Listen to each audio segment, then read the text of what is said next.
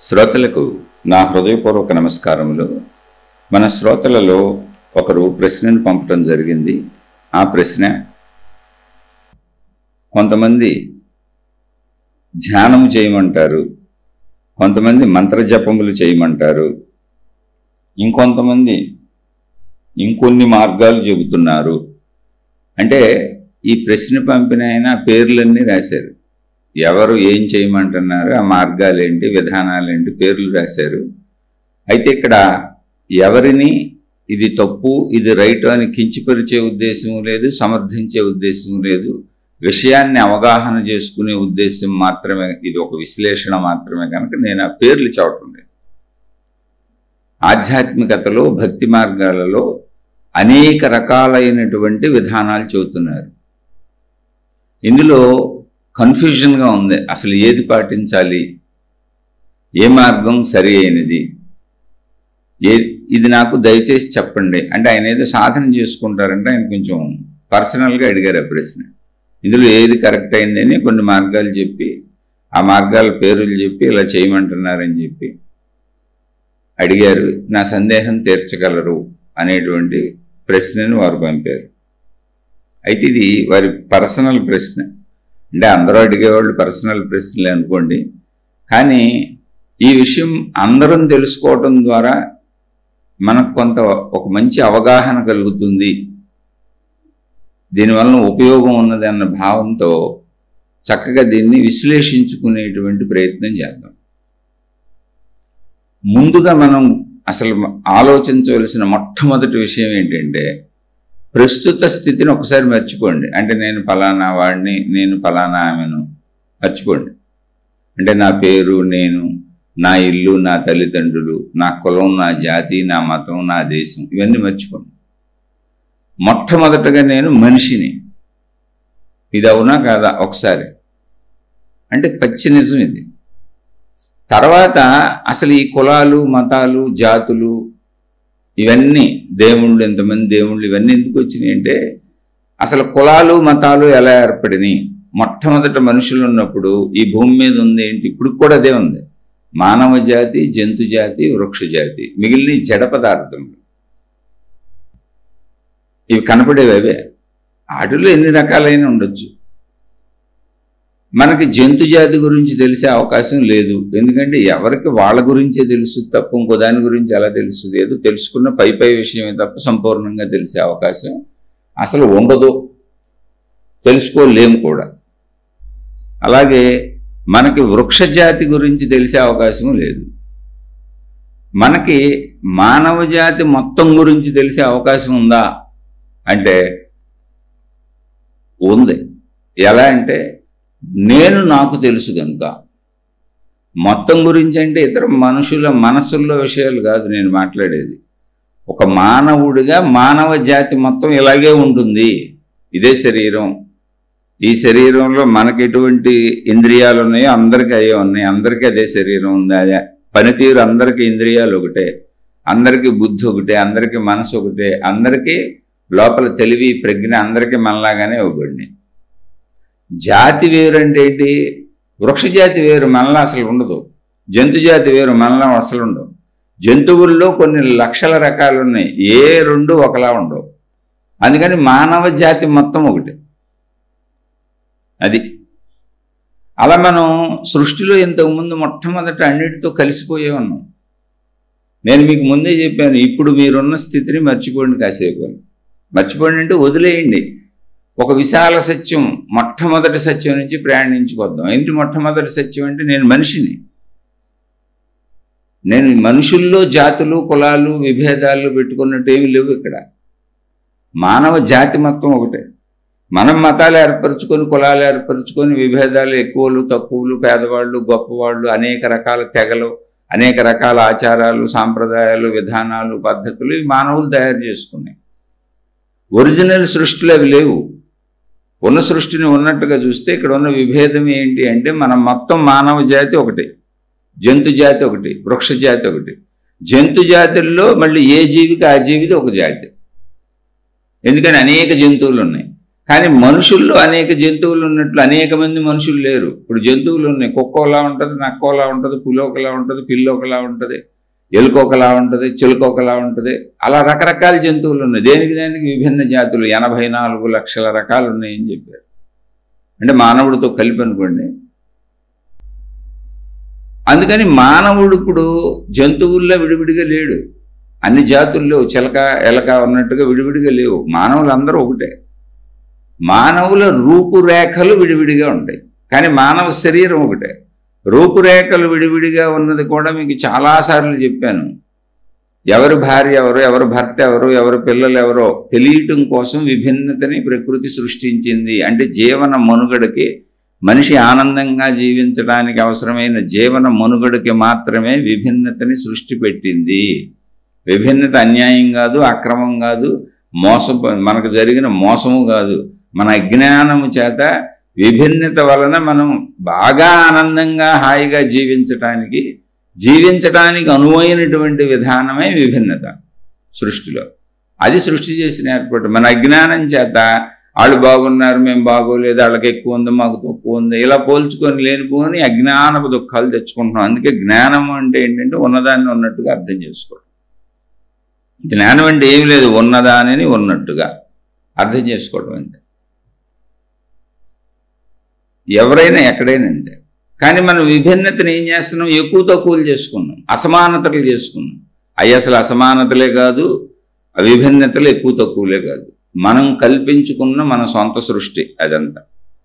విభిన్నతలో సృష్టిలో మనుగడ జీవులకు సాగటానికి సృష్టి చేసిన ఏర్పాటు విభిన్నత. లేకపోతే అందరూ ఒకేలా ఉంటే, అందరూ సమానంగా ఉంటే అసలు సృష్టి నడవదు. మీరు ఆలోచించి చూడండి. ఎవరెవరో తెలియదు అసలు. అసమానతలే సృష్టి నడకకి కారణంగా ఉన్నాయి. ఈ అసమానతలలో సమానత ఏంటి అంటే మన అంతర్గత భావంలో ఉండాలి, జ్ఞానంలో సమానత ఉండాలి. సమానత ఖచ్చితంగా ఉండాలి, జ్ఞానంలో ఉండాలి. ముందు ఉన్న విషయాలను ఉన్నట్టు చూసుకుంటూ వద్దాం. మనం మానవ జాతి. మిగిలిన జాతులు ఏంటి మనకు భిన్నంగా ఉన్నాయి? జడ పదార్థాలు ఉన్నాయి, కొండలు, గుట్టలు, నదులు, సముద్రాలు, వృక్షాలు ఉన్నాయి, ఇటు జంతువులు ఉన్నాయి. వాటితో మనకు అసలు తెలియదు, మనకు తెలుసుకునే ఛాన్సే లేదు. మానవ జాతి గురించి కూడా ఏం తెలుస్తుంది అంటే అందరూ నాలాంటి వాళ్ళే అనేది శరీర భావన, మనోభావన, జ్ఞాన భావన. ఏదైనా ఒక మనిషిగా నాకేమి ఇవ్వబడిందో అందరికీ అదే ఇవ్వబడింది అని తెలుస్తుంది అంతే. అంతే తప్ప ఒక్కొక్క మనిషి గురించి లోపల ఉన్నాయి మనకడ తెలిస్తే ఇక్కడ కూడా తెలియదు. ఎవరి కాళ్ళకి ప్రకృతిలో ఉన్న ఒక అద్భుతమైనటువంటి తీరు ఏంటి అంటే ఎవరికి వాళ్ళ గురించి వాళ్ళకి మాత్రమే తెలిసేలా అంతే. ఎవరి రహస్యం వాళ్ళదే, ఎవరి జీవిత రహస్యం వాళ్ళదే, వాళ్ళకే అర్థమవుతారు అంతే. మిగిలిన వాళ్ళంతా ఊహించుకోవడమే పక్క వాళ్ళని చూసి. ఎందుకని? ఒకళ్ళ జీవితంలో ఒకళ్ళు చొరబడిపోకుండా అలా అందరికీ ఒకరి గురించి ఒకరికి తెలిస్తే అసలు జీవితమే అస్తవ్యస్తం అయిపోద్ది, జీవితాలే బాగుండవు. అందుకని చక్కగా చేసిన ఏర్పాటు సృష్టి అది. మళ్ళీ అన్ని సృష్టి చక్కగా చేసింది, వాటిని మనం పాడు చేసుకుంటున్నాం అర్థం చేసుకోకుండా. మొట్టమొదటగా మనం ఇలా ఈ జీవులన్నిటితో, జంతువులన్నిటితో కలిపి వృక్షాల మధ్యలో అడవుల్లో జీవిస్తున్న మనిషి మనం. అంటే అన్నిటితో పాటు అడవులు, కొండలు, గుట్టలు, నదులు, సముద్రాలు, వృక్షాలు, జంతువులు ఎలా ఉన్నాయి మనం కూడా అంతే, అన్నిటితో పాటు కలిసి అన్నిటితో ఉన్నాం. తర్వాత తనను తాను రక్షించుకోవడానికి మనిషి జంతులోకం నుంచి, అంటే జంతువుల వలన తనకు ఇబ్బంది కలుగుతుంది కనుక ఒక మానవ లోకం నిర్మించుకున్నాడు దూరంగా. జంతులోకానికి సంబంధం లేని మానవ లోకం నిర్మించుకున్నాడు. ఇవన్నీ లక్షల సంవత్సరాల్లో వచ్చిన మార్పులు. సరే, మానవ లోకం ఒకటి మనకు వచ్చేసింది. మనతో పాటు ఇప్పుడు జంతువులు తక్కువ, ప్రమాదాలు తక్కువ. మానవులు మనకు ప్రమాదాలు కల్పించేది మానవులే, సహాయాలు చేసేది మానవులే, మేలు చేసేది మానవులే, హాని చేసేది మానవులే. ఒకప్పుడు అడవుల్లో, కొండల్లో, గుట్టల్లో ఉన్నప్పుడు జంతువులతో ప్రమాదం ఉండేది మనిషికి. అందుకని మానవ లోకం నిర్మించుకున్నాడు. ఓకే, అదంతా బాగానే ఉంది. అలా నిర్మించుకున్నాక మనిషి ఒక్కడు కాదు కదా ఇక్కడ ఉంది, ఇద్దరు కాదు కదా, 100 మంది కాదు కదా, 1000 మంది కాదు కదా, కోటాను కోట్ల మంది ఉన్నారు. మనిషికి రకరకాల అవసరాలు ఉన్నాయి. మనిషి యొక్క బుద్ధిని బట్టి, మనిషి యొక్క గుణాన్ని బట్టి, మనిషి యొక్క ఆసక్తిని బట్టి, మనిషికి ఉన్నటువంటి ప్రజ్ఞని బట్టి ఎవరు ఏ పని చేయగలిగితే ఆ పని చేశారు. పనులు అంటే బ్రతకడానికి అవసరమైన పనులు. అలా పనులు చేసేటప్పుడు కాలగమనంలో ఏమైంది, ఆ పనుల్లో చేస్తున్నటువంటి వ్యక్తులు ఎవరున్నారో ఆ పనుల ద్వారా వాళ్ళని గుర్తించడం మొదలుపెట్టారు. అలా పనుల ద్వారా గుర్తించడం మొదలుపెట్టినప్పుడు వచ్చినటువంటి ఆ పనుల యొక్క పేర్లు కులాలు ఇప్పుడు కులాలుగా స్థిరపడ్డాయి. కులాలంటే అవి ఏమీ లేదు, మనిషి చేసిన పనిని బట్టి. అందుకని అన్ని పనులు అన్నీ అవసరమే, అన్నీ కావాలి వస్తువులు, ఎందుకంటే అవన్నీ లేకపోతే మనుషులు బతకడం కుదరదు. ఒక మనిషి అన్నీ చేయలేడు. అలా తలొక పనిని తలొక మనిషి తన అభిరుచిని బట్టి ఎన్నుకొని నేర్చుకున్నాడు. ఈ పనులు, ఈ పని నేను చేస్తాను, ఈ పని నేను చేస్తాను. అసలు కులాలు అలా వచ్చినాయి. అక్కడి నుంచి ఈ ప్రకృతికి ఏదో కారణమైనటువంటి ఒక శక్తి ఉంటుందని భావించారు. ఎందుకు అలా భావించారంటే వర్షం పడిపోతుంది, తెలియదు వర్షం ఎందుకు పడుతుందో స్టార్టింగ్లో తెలియదు, సూర్యుడు ఎవరో వస్తున్నాడు వెళ్తున్నాడు ఏంటో తెలియదు, గాలి ఒకసారి వేస్తుందో ఒకసారి వేయదు, ఏమీ తెలియదు. ఇలా ప్రకృతిలో వచ్చే మార్పులేవి మనిషికి తెలియకపోవటం వలన మనను మించిన ఏవో అతీత శక్తులు ఉన్నాయి అని ఆ శక్తులన్నింటినీ పూజించడం మొదలుపెట్టాడు. ఎందుకంటే వాటి వలన తీవ్రమైనటువంటి తుఫాను గాలులు వచ్చినప్పుడు భయంకరమైనటువంటి భయానికి లోనైపోయి అనేక మంది చనిపోవటం, ఇబ్బందులు రావటం మొదలైంది. అలాగే తీవ్రమైన వరదలు, వర్షాలు, తుఫాన్లు, భూకంపాలు, ఇటువంటి తీవ్ర పరిణామాలకు భయపడ్డాడు. ఏదో అతీత శక్తి ఉందనుకున్నాడు మొట్టమొదట. అందుకని తమను కాపాడమని, రక్షించమని ఆ శక్తుల్ని ప్రార్థించడం మొదలుపెట్టాడు.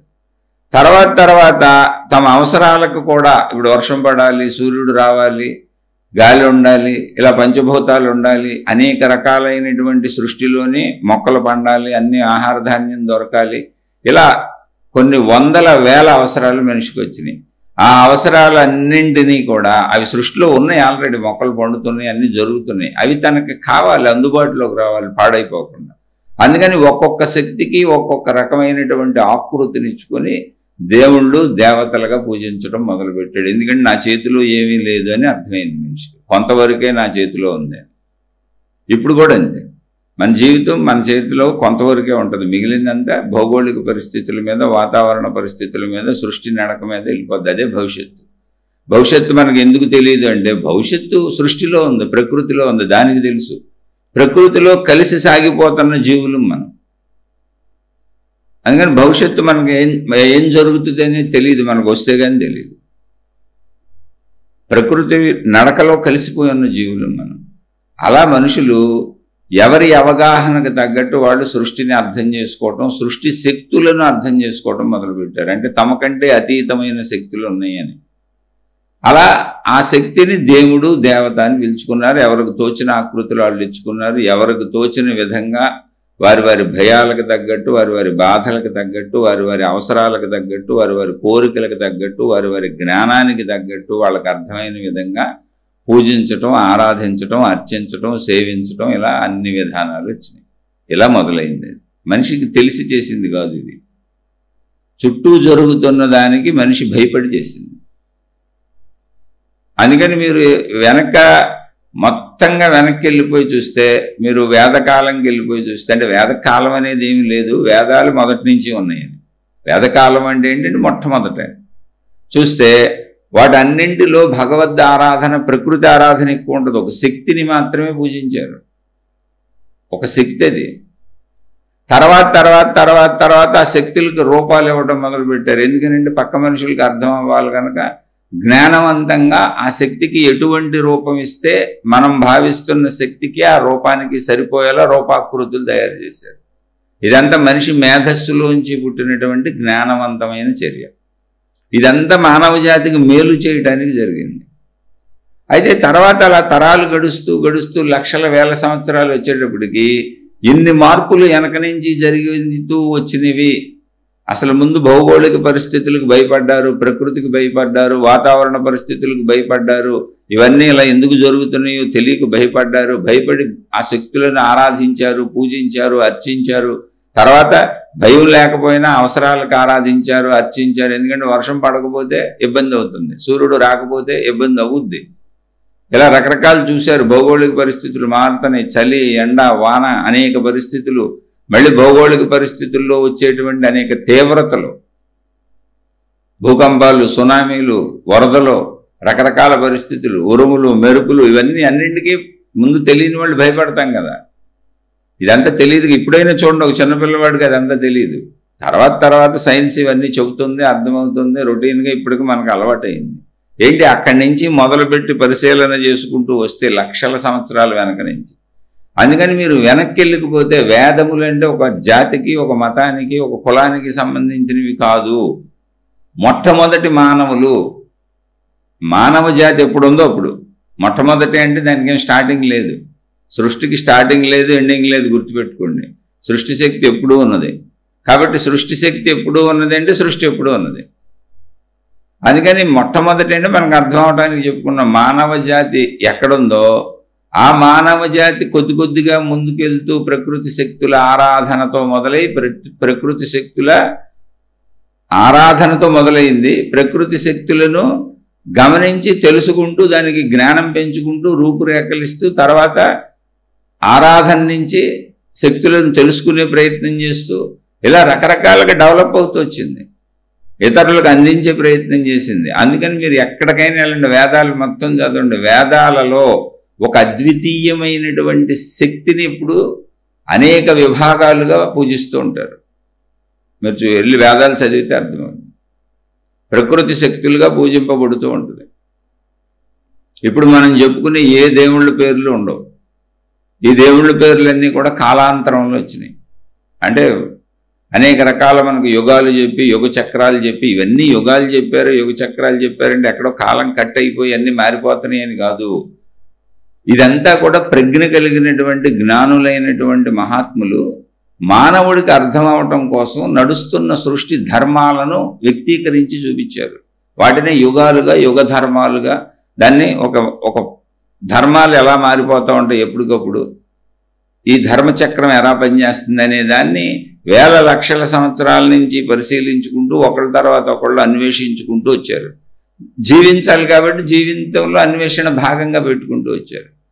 ఇదివరకు రోజుల్లో అంటే పురాతనమైనటువంటి వెనకటి రోజులు వెళ్ళిపోతే, వేల లక్షల సంవత్సరాలు వెనక్కి వెళ్ళిపోతే, ఇప్పుడు మనకున్నటువంటి లగ్జరీస్, ఎంటర్టైన్మెంట్స్, వస్తువులు, శారీరక సుఖాలు, మనం ప్రపంచంలో ఏర్పాటు చేసుకున్నటువంటి అనేకమైనటువంటి విషయాలు లేవు.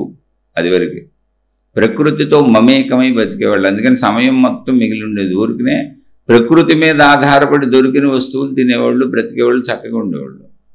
కావాల్సినవేవో కొద్దిగా పండించుకునేవాళ్ళు. ఇప్పుడు మనకు అసలు మొత్తం లగ్జరీ లైఫ్, ధనం కావాలి మనకి. ప్రకృతి అసలు మనకు సంబంధమే లేదు.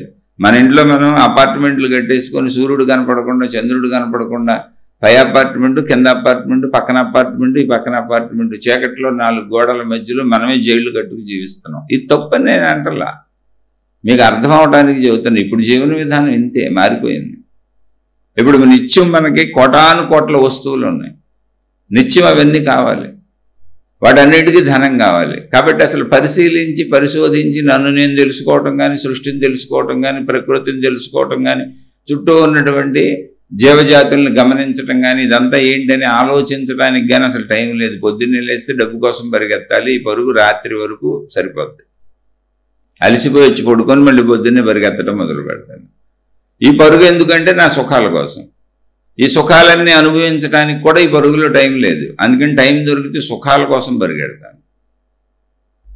మరి పూర్వీకులు వేదాల నుంచి ఇప్పటి వరకు అందుతున్న ఎంత అద్భుత సాహిత్యాన్ని, లక్షల గ్రంథాలని, ఆత్మజ్ఞాన గ్రంథాల నుంచి మొదలుకొని మొత్తం మానవ జాతి గురించి, సృష్టి గురించి, ప్రకృతి గురించి ఎన్నో గ్రంథాలు అందించారు. ఏంటి, మనిషికి సంబంధించిన వైద్య విధానం కానించి ఆయుర్వేదం అని, జ్యోతిష్ శాస్త్రం. జ్యోతిష్ శాస్త్రం అంటే ఏంటి, ఖగోళ శాస్త్రం, అంతరిక్ష శాస్త్రం. అంతే తప్ప నీకు నాకు చిలక చూసేది చెప్పేది కాదు.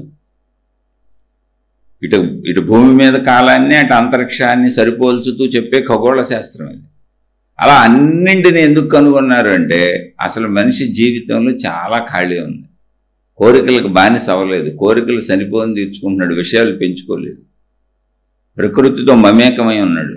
ప్రకృతిలో దొరికిన వాటిని చక్కగా తనకు సరిపోయిన వాటిని తిని, ఆ సరిపోయినవి తినటం వలన, న్యాచురల్స్ తినటం వలన ఆరోగ్యం బాగుంది, మనసు బాగుంది. తద్వారా తపస్సులు చేయగలిగాడు, ధ్యానాలు చేయగలిగాడు, పరిశీలించగలిగాడు, అన్వేషించగలిగాడు. తనలో జ్ఞానాభివృద్ధి జరిగింది. సాత్విక ప్రవృత్తిని పెంచుకుంటూ వెళ్ళాడు. ఎందుకంటే ప్రకృతి సహజంగా జీవించాడు. ఇప్పుడు మనం అన్నీ మార్చేసుకుంటూ వెళ్ళిపోయాం. అయితే అది తప్ప రైట్ అనే విషయం నేను చెప్పట్లేదు, అసలు ఇదంతా ఎలా వచ్చింది చెబుతుంది. అలా సాగేటువంటి ప్రయాణంలో అనేక రకాలు వచ్చినాయి. ఎవరికి వాళ్ళు నచ్చిన దాన్ని పట్టుకొని ప్రయాణించడం మొదలుపెట్టారు. నచ్చింది అంటే అక్కడ నచ్చటం కాదు, అర్థం అవడం. ఎవరికి అర్థమైంది వాళ్ళు స్వీకరించారు.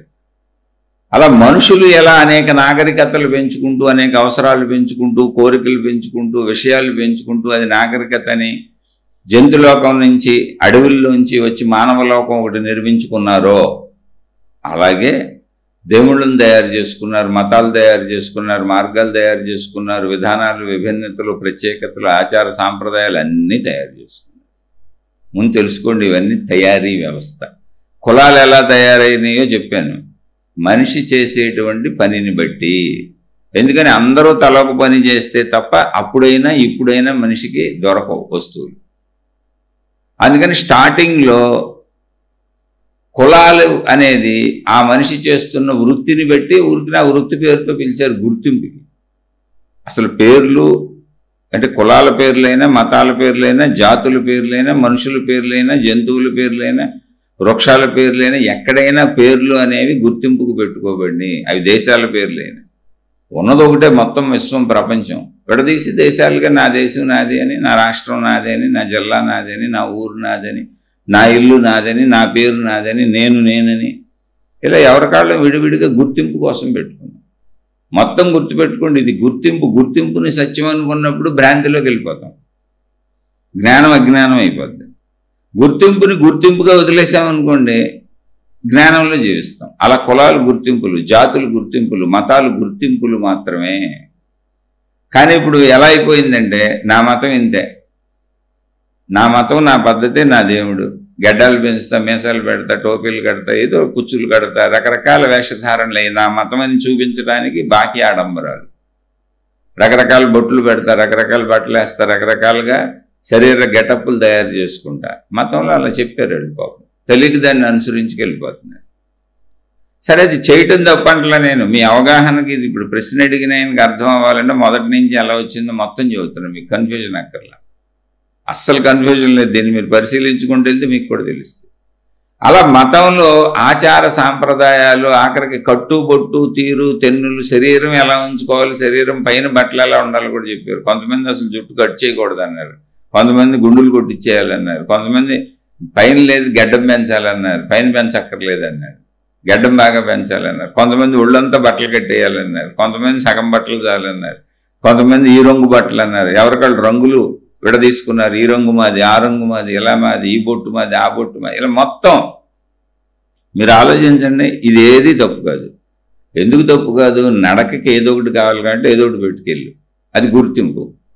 మతం గుర్తింపు, మార్గం గుర్తింపు, దేవుడు గుర్తింపు, వేషధారణ గుర్తింపు, నువ్వు పెట్టుకునే బొట్టో పెట్టుకుంటావో తీసేస్తావో గుర్తింపు. అంటే ఊరికి గుర్తింపు, నేను పలానా మతం, పలానా దేవుడు, పలానా విధానం, పలానా మార్గం, పలానా జాతి, పలానా దేశం. ఇప్పుడు ఈ దేశంలో మనకి ఓటర్ కార్డులు, ఐడి కార్డులు ఇవ్వట్లే, ఆధార్ కార్డులు ఇవ్వాలి, గుర్తింపు. అది భారతదేశ పౌరుడికి ఆధార్ కార్డు ఉంటుంది, ఒక నెంబర్ ఉంటుంది, ఓన్లీ గుర్తింపు అది. అలా ఇక్కడ ఉన్నాయన్నీ గుర్తింపులే, దేవుళ్ళతో సహా, మతాలతో సహా అన్ని గుర్తింపు కోసం పెట్టుకున్నాం. వీటన్నింటికీ ఆధారమైనది విశ్వశక్తి, సృష్టి శక్తి. ఆ శక్తి విభిన్నమైనటువంటి విధానాల్లో పనిచేసింది. వర్షాలు కురిసేది ఆ శక్తే, సూర్యుడు వెలిగేది ఆ శక్తే, భూమి ఉన్నది ఆ శక్తే, నీరున్నది ఆ శక్తే, పంచభూతాలు ఆ శక్తే, జీవులకి ఆధారం ఆ శక్తే, జీవులు ఉండటానికి ఆధారం ఆ శక్తే, జీవులకి అన్ని సమకూర్చేది ఆ శక్తే, పంటలన్నీ ఆ శక్తే, ఆహార పదార్థాలన్నీ ఆ శక్తే. మొత్తం అన్నిటికీ మూలం ఒకే శక్తి, కానీ ఆ శక్తి విభిన్నతగా వేల లక్షల కోట్లుగా కనబడుతుంది. అందుకని విభిన్న శక్తుల్ని విభిన్నంగా పూజిస్తూ ఏకశక్తిని తెలుసుకునే ప్రయత్నం చేశారు. చాలామంది ఆ ఏకశక్తి వరకు వెళ్లకుండా విభిన్న శక్తులతో పరిమితంగా పెట్టుకొని ఉండిపోయారు. అది ఎవరిష్టం వాళ్ళది, అందులో తప్పు లేదు, రైట్ లేదు. అసలు తప్పు రైట్లు లేవు ఇక్కడ. ఇది అవగాహన.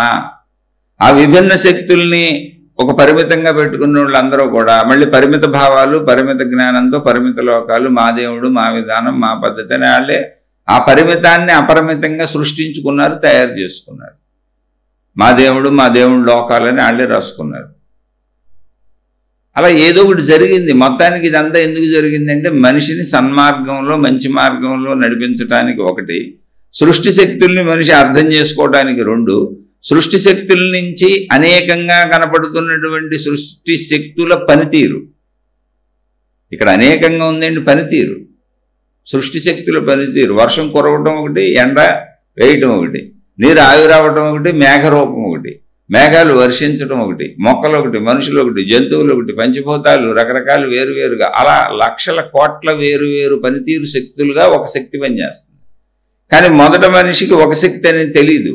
వేరువేరు శక్తులు వేరువేరుగా పనిచేస్తున్నాయి కనుక, నాకు అనేక అవసరాలు ఉన్నాయి కనుక, వేరువేరు శక్తులు నాకు సహకరించి నన్ను అనుగ్రహించి నాకు సమకూరుస్తేనే నేను బతుకుతాను అనే రీతిలో వేరువేరు విధానాలుగా, వేరువేరు పద్ధతులు, వేరువేరు మతాలు, వేరువేరు ఆచారాలు, వేరువేరు సాంప్రదాయాలు తెచ్చుకున్నాడు. ఇదంతా మనం పేర్లు పెట్టుకున్నట్టు కేవలం గుర్తింపు కోసం. పేర్లన్నీ ఎందుకంటే గుర్తింపు కోసం, అలాగే దారులన్నీ ఎందుకంటే నడక కోసం, అంతే, ఏం లేదు అందులో. అలాగే మతాలు అనేవి అన్ని మార్గాలు, దారులు, పేర్లన్నీ గుర్తింపులు, రూపాలన్నీ గుర్తింపులు, అన్నీ మనం తయారు చేసుకున్నవి. ప్రకృతి శక్తులు, ప్రకృతి శక్తులు అన్నప్పుడు మనకు విడివిడిగా పనిచేస్తూ విభిన్నంగా కనబడుతున్న ప్రకృతి శక్తులు.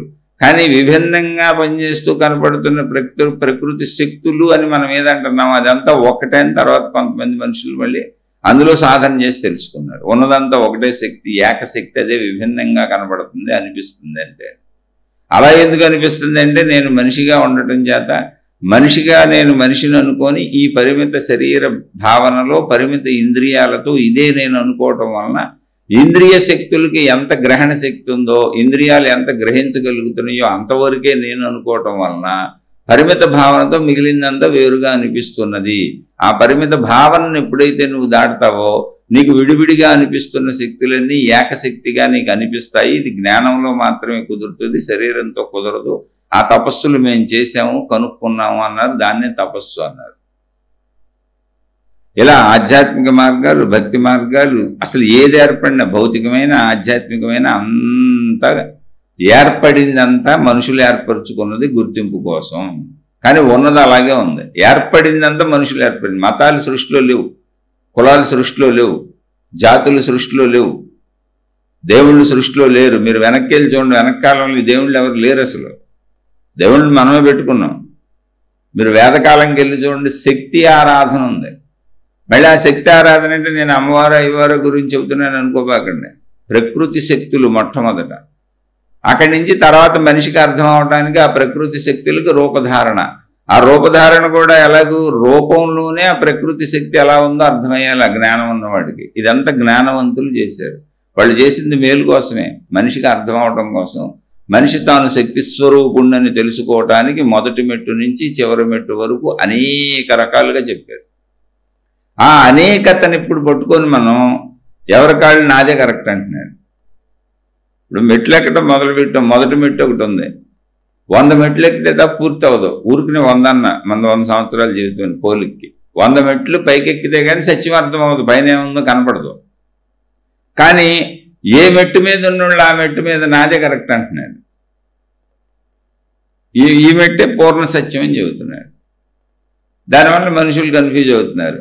వాళ్ళు అలా ఎందుకు చెబుతున్నారంటే, ఏ మెట్టు మీద ఉన్న వాళ్ళకి ఆ మెట్టు మీద అదే సత్యం అనిపిస్తుంది. అందుకని ఇక్కడ జ్ఞానం తప్ప, జ్ఞానం వినా దారి లేదు. ఇప్పుడు నేను చెబుతున్నా, చాలామందికి నేను నచ్చకపోవచ్చు, నన్ను తిడతారు. కానీ నాకు ఇది అర్థమైంది. ఎలా అర్థమైంది? నేనే మెట్టు మీద ఉన్నానో నాకు తెలియదు, మీరే మెట్టు మీద ఉన్నారో ఆ మెట్టు మీద మీకు నిజం అనిపిస్తుంది. అందుకని నచ్చని వాళ్ళు నన్ను తిడతా ఉంటారు, అంతే. నచ్చిన వాళ్ళు పొగుడుతూ ఉంటారు. కాబట్టి పొగట్ట తీసుకోవాల్సిన అవసరం లేదు, తిట్టు తీసుకోవాల్సిన అవసరం లేదు. ఎందుకంటే విభిన్న మెట్ల మీద మనందరం ఉన్నాం, మన ప్రయాణం సాగుతుంది. ప్రయాణం పూర్తి అయిపోయింది, ఊరికినే 100 అన్న, ఆ 100 పూర్తి అయిపోయి పైకి ఎక్కేసాం అనుకోండి, అక్కడ ఏముందో కనపడిపోయింది, అర్థమైపోయింది, తెలిసిపోయింది, అనుభవం అయిపోయింది, మనం అందులో లయమైపోయాం అనుకోండి. వాళ్ళు అసలు మాట్లాడరు, ఇంకా వాళ్ళు ప్రపంచంలో కనపడరు. మంచికి చెడుకి అతీతంగా వెళ్ళిపోతారు వీళ్ళు. ఒక అతీత స్థితి అది. అక్కడ ద్వంద్వత్వం ఉండదు. ఇంకా నువ్వు తిట్టాల్సిన అవసరం ఉండదు, నువ్వు పొగడాల్సిన అవసరం ఉండదు, రెండు వాళ్ళు చేయరు అసలు నీతో. ఇవి ఎవరు చేస్తున్నా ఎంతో కొంత దేహభావంలో ఉన్నోళ్ళు, ఎంత హయ్యెస్ట్లో చేస్తున్నా. ఎందుకనంటే మెట్ల మీద ప్రయాణం ఇది. మీకు అర్థం అవడానికి చెప్పా, మెట్లని రకరకాల దారులు అవ్వచ్చు, లేకపోతే ఏదో ఒకటి మొత్తానికి గమ్యం సంపూర్ణ జ్ఞానం అర్థమయ్యే వరకు జరిగే ప్రయత్నం. ఆ ప్రయత్నంలో ఎక్కడి నుంచి మొదలయ్యాడు మనిషి? ప్రకృతి శక్తుల్ని ఆరాధించటంతో మొదలయ్యాడు. అందుకే మీరు ప్రకృతి శక్తుల ఆరాధన అంటే మీరు పూర్వకాలానికి వెళ్ళిపోతే, మీకు పూర్వకాలం అంటే మీకు ఎక్కడైనా కూడా వేదకాలమే. అంటే బాగా వెనక్కి వెళ్తే ఇప్పుడు ఒక వేదము అంటే ఏంటో తెలుసా? వేదములు అంటే జ్ఞాన గ్రంథములు అండి, ఏం లేదు అక్కడ. జ్ఞానాన్ని రాశారు అంతే, వాళ్ళకి తెలిసిందే. వేదములని ఏమి లేవు అక్కడ. వేదములు అనేది ఏంటంటే జ్ఞాన గ్రంథములు, జ్ఞానమును తెలియజేశారు. వేదములు ఏంటంటే జ్ఞానము. వేదము అనే పదం ఎందుకు పెట్టారు దానికంటే అది ఒక గుర్తింపు పదం కూడా కాదు. వేదములు అంటే తెలుసుకొనదగినవి అని, అంతే సింపుల్. అటు పేరు అది. దానికి పెట్టబడిన పేరు తెలుగులో మనం మాట్లాడుకుంటే ఎవరి భాషలో వాళ్ళకి చెబితే వేదములు అంటే అర్థం ఏంటి? వేదములు అనేది సంస్కృత పదం. సంస్కృత పదం యొక్క తెలుగు అర్థం ఏంటంటే తెలుసుకొనదగినవి అంతే, బహువచనం అయితే. వేదము అని సింగులర్లో మాట్లాడామనుకోండి, తెలుసుకొనదగినది అంటే అందరూ తెలుసుకొనదగినది, తెలుసుకోవలసినది, తెలుసుకోవలసిన విషయాలు ఇందులో ఉన్నాయన్నారు అంతే. దానికి ఏం పేరు పెట్టలే. ఇప్పుడు నేను రాశానని నా పేరు, నా బొమ్మ, నా చిహ్నం, నా మతం, నా జెండా ఏం పెట్టలే అక్కడ. ఏ ఎజెండా లేదు దానికి. మానవ జాతి మొత్తం తెలుసుకొనదగింది. ఎందుకంటే ఇందులో ఉన్న విషయాలన్నీ మానవులకు పనికి వచ్చే విషయాలు, మనిషికి సంబంధించిన విషయాలు. అందుకని వేదాలు అనేవి మానవ జాతివి, ఒక మతానివి కాదు, ఒక మార్గానివి కాదు. కానీ ఎవరిని ఒప్పించాలి? ఇప్పుడు ఎవరిని ఒప్పిస్తాం? మనకేం పని అసలు? ఎవడు ఒప్పుకుసేస్తాడు? ఎవడు గొడవాడిది? ఆల్రెడీ వెళ్ళిపోయాం కదా, తలొక మెట్టు మీద తలొక దారిలో కూర్చున్నాం. అందుకని తిట్టటము పొగట్టం కూడా ఇక్కడ తీసుకోవక్కర్లే. ఎందుకంటే ఏ మెట్టు మీద ఉడికి అది నిజం అనిపిస్తుంది. అది తప్పు కూడా కాదు. ఇప్పుడు ఒక సంవత్సరం పిల్లోడు ఉన్నాడు అనుకోండి, ఆ స్థితిలో అతనికి అదే నిజం అనిపిస్తుంది. 2 సంవత్సరాలు వచ్చినాక అప్పుడు అది నిజం అనిపిస్తుంది. 3 సంవత్సరాల వాడికి అది నిజం అనిపిస్తుంది. అలా 100 సంవత్సరాల వరకు చూడండి, మన జీవితంలో ఎప్పటికప్పుడు అవి నిజం అనిపించి అయ్యే చేసాం. 100 సంవత్సరాల వయసు వచ్చినాక మనకు మొత్తం వెనక్కి తిరిగి చూసుకుంటే ఏమి నిజం అనిపించిందో అది 1వ సంవత్సరం వయసులో తెలుస్తుందా? తెలీదుగా. కానీ 1వ సంవత్సరం వయసులో అది నిజమేనేగా అలా బతుకుతాం మనం. దానికోసం ఏడుస్తాం, దానికోసమే అరుస్తాం, దానికోసం కేకలేస్తాం, దానికోసమే బాధపడిపోతాం. ఆ 2వ సంవత్సరం వయసులో ఆ చాక్లెటే అంత గొప్పదే, ఆ బిస్కెటే అంత గొప్పదే. కానీ మొత్తం జీవించేసి 100 సంవత్సరాల వయసు వచ్చినాక అసలు ప్రపంచమే అక్కర్లేదంటాడు ఒక ఆయన. ఏమీ లేదు ఇక్కడ, శూన్యం అంటాడు. ఆ విషయం నీకు 1వ సంవత్సరంలో 2వ సంవత్సరంలో తెలుస్తుందా? అందుకని 100 సంవత్సరాలు అందరూ అనేది 100 మెట్లు ఎక్కాల్సిందే. 100 దారులు అలా వెళ్తాయి, తీసుకెళ్తాయి. అయితే 100 దారులు అన్నప్పుడు విభిన్నతగా ఉంటుంది. అందుకని 100 మెట్లు అనేది కరెక్ట్గా ఉంటుంది మీకు అర్థం అవటానికి. 100 దారులు అన్నప్పుడు 100 దారులు సమానంగా వెళ్తున్నట్టు ఉంటుంది. 100 మెట్లు అన్నప్పుడు ఒక్కొక్క స్టెప్ ఎక్కుతున్నాం. జీవితంలో 100 సంవత్సరాల ఆయుష్కి మనం పుట్టి పెరిగినప్పుడు 6 నెలల వాళ్ళకి 6 నెలల పసిపాపకి అదే నిజం, 1 రోజు పసిపాపకి అదే నిజం, సంవత్సరం వాడికి అదే నిజం, 2 సంవత్సరాలకి అదే నిజం, అలా 3, 4 వేసుకుంటా 100 దాకా రండి, ఎప్పటికప్పుడు అదే నిజం. ఆ నిజంలో అదే సత్యం అన్నాం మనం. అందుకే ఇంట్లో కూడా ఘర్షణలు వస్తాయి. పిల్లలకి తండ్రికి పడదు, భార్యకి భర్తకి పడదు, ఓ మనిషికి ఎందుకు పడదంటే ఎవరి స్థితిలో ఎవరి మెట్టు మీద వాళ్ళు ఆ సత్యాన్ని కరెక్ట్ అనుకుంటున్నారు. అయితే తప్పు కాదు, కానీ మనకు అంతరంగంలో జ్ఞానం ఉంది. శరీరపరంగా, క్రియాపరంగా, ఇంద్రియపరంగా తప్పు కాదు, విభేదము తప్పు కాదు, అలా ప్రవర్తించడము తప్పు కాదు. కానీ జ్ఞానపరంగా తప్పు. ఎందుకనంటే మనం జ్ఞానపరంగా కొంచెం విశ్లేషించి ఆలోచించుకోగలిగితే ఎవరితో విభేదించక్కర్లేదని తెలుస్తుంది. ఎన్ని మెట్లు, ఎక్కడ ఉన్నోళ్ళం అక్కడ. ఇప్పుడు నన్ను తిడతారు, నాకు నెగిటివ్ కామెంట్లు పెడతారు, నాకేం బాధ లేదు. ఎందుకంటే ఆ మెట్టు మీద ఉన్నోళ్ళు అలా ఉంటారు. ఈ మెట్టు మీద ఉన్న నేను ఇలా ఉన్నా అసలు నాది నిజమని నేను నమ్మమని చెప్పట్లేదు మీకు. నేను ప్రతి శీర్షికలో చెప్పా. నేను చెబుతుంటే మీరు ఒకవేళ వీడేదో గొప్పతనానికి చెప్పుకుంటున్నాడో, లేకపోతే తిడతంటే భయపడి చెప్పుకుంటున్నాడో, ఎవరైనా తిడుతున్నారని మీకు రకరకాల ఊహలు రావచ్చు. కానీ నేను నిజంగా చెబుతున్నా. ఎందుకనంటే నా పరిమిత బుర్ర ఎంత, నా పరిమిత శరీరం ఎంత, నా పరిమిత జ్ఞానం ఎంత, ఈ అనంత సృష్టిలో నేనెంత, అసలు ఉన్న గ్రంథాలన్నీ చదవటానికే నేను 1000 జన్మలు ఎత్తిన సరిపోదు. అన్ని గ్రంథాలు రాశారు మహాత్ములు. ఏంటి ప్రకృతి గురించి, మన గురించి, ఈ విధానాల గురించి, అంటే జీవించే జీవన విధానాల్లో ఉన్నటువంటి శక్తి గురించి, ఆత్మశక్తి గురించి, ప్రకృతి శక్తి గురించి, దైవశక్తి గురించి, సత్యం గురించి ఒక మాటలో చెప్పాలంటే నేను అసలు అన్ని గ్రంథాలే చదవలేను.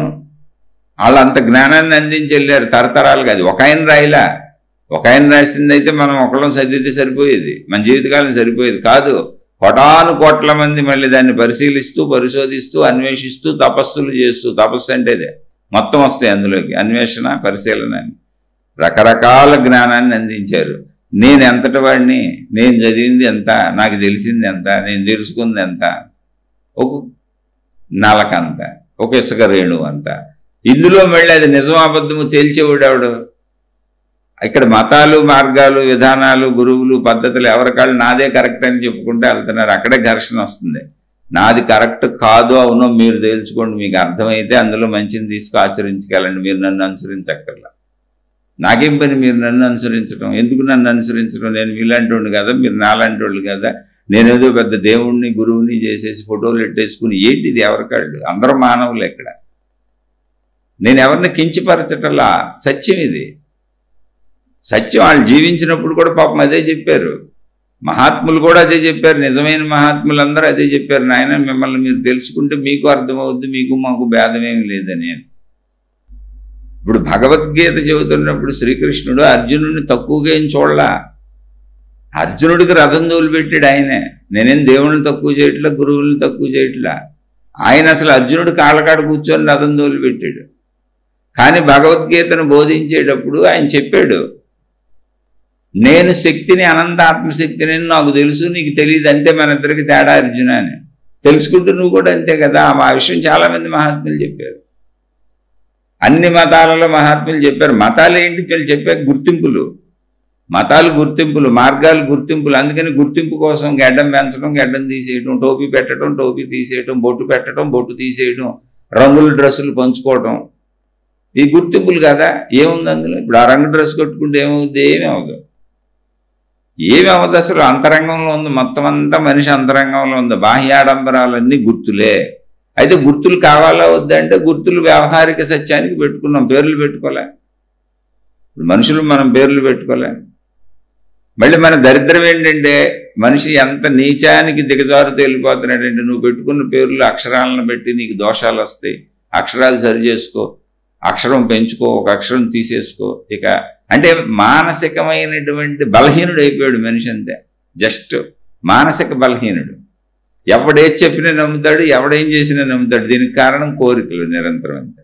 మానసిక బలహీనత ఎవరికి ఉంటుందంటే అత్యాశలు, దురాశలు, విపరీతమైన కోరికలు, ఉన్నదాంతో సంతృప్తి లేని వాళ్ళకి నిరంతర మానసిక బలహీనత.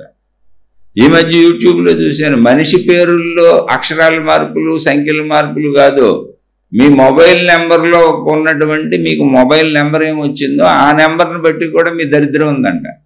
మీ అదృష్టాలు మారుస్తాడంట మొబైల్ నెంబర్లు చెప్పి. యాడ్లు ఇచ్చేస్తున్నారు డైరెక్ట్ టీవీలో. గవర్నమెంట్కు నియంత్రణ కూడా లేదు దీని మీద, ఎవడేం చెబుతున్నాడని నియంత్రణ కూడా లేదు. అలాగే అందరూ కారుల నెంబర్లు, మొబైల్ నెంబర్లు, ఇంటి నెంబర్లు అన్నీ మాకు చక్కటి నెంబర్లు కావాలి, లేకపోతే మా అదృష్టం దురదృష్టం అయిపోతుంది, మా కర్మ కాలిపోతుంది. ఎంత మానసిక బలహీనత చూసా, ఎంత ఆదా. అసలు నెంబర్లు కనుక్కుంది మనిషి, అసలు నెంబర్లు కనుక్కుంది మనిషి. ఒకప్పుడు నెంబర్లు లేవు, వ్యావహారిక సత్యం కోసం నెంబర్లు తయారు చేసుకున్నాం. మనం తయారు చేసుకొని మనం సృష్టించుకున్న నెంబర్లు, పేర్లు, అక్షరాలు, భాషలు మన మీద దండయాత్రలు చేసి శాసించేలా తయారు చేసుకున్నారు. ఎందుకంటే బతకడం కోసం వాళ్ళు మన పిచ్చోళ్ళని చేసి మన మీద ఎక్కి కూర్చుంటున్నారు. మనిషి తయారు చేసుకుంది ఇదంతా. ఒక ఇల్లు ఎలా కట్టుకోవాలనే దానికి మనిషి ప్లాన్ చేసుకున్నాడు. పక్షులు గూళ్ళు కట్టుకుంటాయి, జంతువులన్నీ ఏదో ఒకటి కట్టుకుంటానే ఉంటాయి. ఈ ఇల్లు కట్టుకోవడానికి పెద్ద వాస్తు శాస్త్రమైన వాడు తెచ్చాడు. ఏం చేయాలి చెప్పండి? మళ్ళీ దాని ప్రకారం కట్టుకోకపోతే ఇంట్లో ఉన్న వాళ్ళందరికీ జబ్బులు వస్తాయి, రోగాలు వస్తాయి, బాధలు వస్తాయి, కష్టాలు వస్తాయి, నష్టాలు వస్తాయి, డబ్బు పోతే డబ్బు వస్తుంది. ఇవన్నీ పెద్ద శాస్త్రం తయారు చేస్తాడు. కాదంటే నన్ను తిడతారు, నేనేం చేయను, తిడతారంతే. ఆ మెట్టు మీద ఉన్నారుగా, ఉండండి మీ ఇష్టం. ఏది కాదన్నా తిట్టేవాళ్ళే ఉన్నారు ఇక్కడ. మంచి తెలుసుకొని, జ్ఞానం పెంచుకొని, మానసిక ధైర్యంతో హాయిగా నా మీద నేను ఆధారపడి సంతృప్తిగా ఒక ఋషి వలె, ముని వలె, యోగి వలె, ఒక తపస్సంపన్నుని వలె హాయిగా బతుకుదామన్నాడు ఒక్కడు లేడు. అసలు ఇటువంటి తపస్సంపన్నులు, మానసిక ధైర్యం కలిగినటువంటి తపస్సంపన్నులైన యోగులు, మునులు, ఋషులు ప్రకృతి శక్తులకే భయపడలేదాళ్ళు. అసలు ప్రకృతి శక్తులు భయపచ్చాలకే భయపడలేదాళ్ళు. వాళ్ళ యొక్క సాత్విక ప్రవర్తన, వాళ్ళ మనోభావాలలో వాళ్ళు తెచ్చుకున్న సాత్విక ప్రవర్తనకే దుష్ట క్రూర జంతువులు కూడా వాళ్ళ దగ్గర సాధు జంతువుల్లా ప్రవర్తించినాయి. అంతటి శక్తి జ్ఞానానికి ఉంది, మనిషికి ఉంది. కానీ నిరంతర కోరికలతో నాకు ఏదో నిత్యం కావాలనుకున్నాడు మొబైల్ నెంబర్ కూడా ఆఖరికి జాతకాలు చెప్పించుకుంటున్నాడు మొబైల్ నెంబర్లకే. మరి దాన్ని డైరెక్ట్గా టీవీలో యాడ్లు ఇస్తున్నారు. అసలు అన్నీ ఉన్నాయి, ప్యాకెట్ యాడ్ల నుంచి అన్నీ ఉన్నాయి. ఎంత బలహీనుడైపోయిన మనిషికి ఎవరేం చెబితే నమ్ముతాడు? ఈ బలహీనుడు ఎందుకు అయ్యాడంటే కోరికలు కోరికలు కోరికలు, నిరంతరం కోరికలు, డబ్బు కావాలి డబ్బు కావాలి డబ్బు కావాలి. ఆ బలహీన మనసుకు అన్ని వ్యతిరేక ఆలోచనలు, నెగిటివ్ ఆలోచనలు, భయాలు ఉంటాయి అంతే. అందుకోసం ఎవరేం చెప్పినా నమ్ముతాడు. తాడిస్తే కట్టుకుంటాడు, తాయిత్తిస్తే కట్టుకుంటాడు. ఇల్లు కట్టుకునేదానికి ఏదో బతకంటరా అంటే వాస్తుశాస్త్రం అన్నాడు. వాస్తుశాస్త్రం కాదు తండ్రి, అది వస్తు శాస్త్రము. వస్తువులు ఎక్కడెక్కడ ఎలా పెట్టుకుంటే మంచిదని ఒక సలహా చెప్పారు. ఇప్పుడు మనం మన పిల్లలకు చెప్పం అంతే, అంతకు మించి ఏమీ అవ్వదు అక్కడ. కాదు మేము నమ్ముతా ఉంది, అమ్మో చచ్చిపోతున్నారని నమ్మించేవాళ్ళు, భయపెట్టేవాళ్ళు అన్నింటిలో ఉన్నారు. ఇంకా దాన్ని ఏమీ చేయలేము.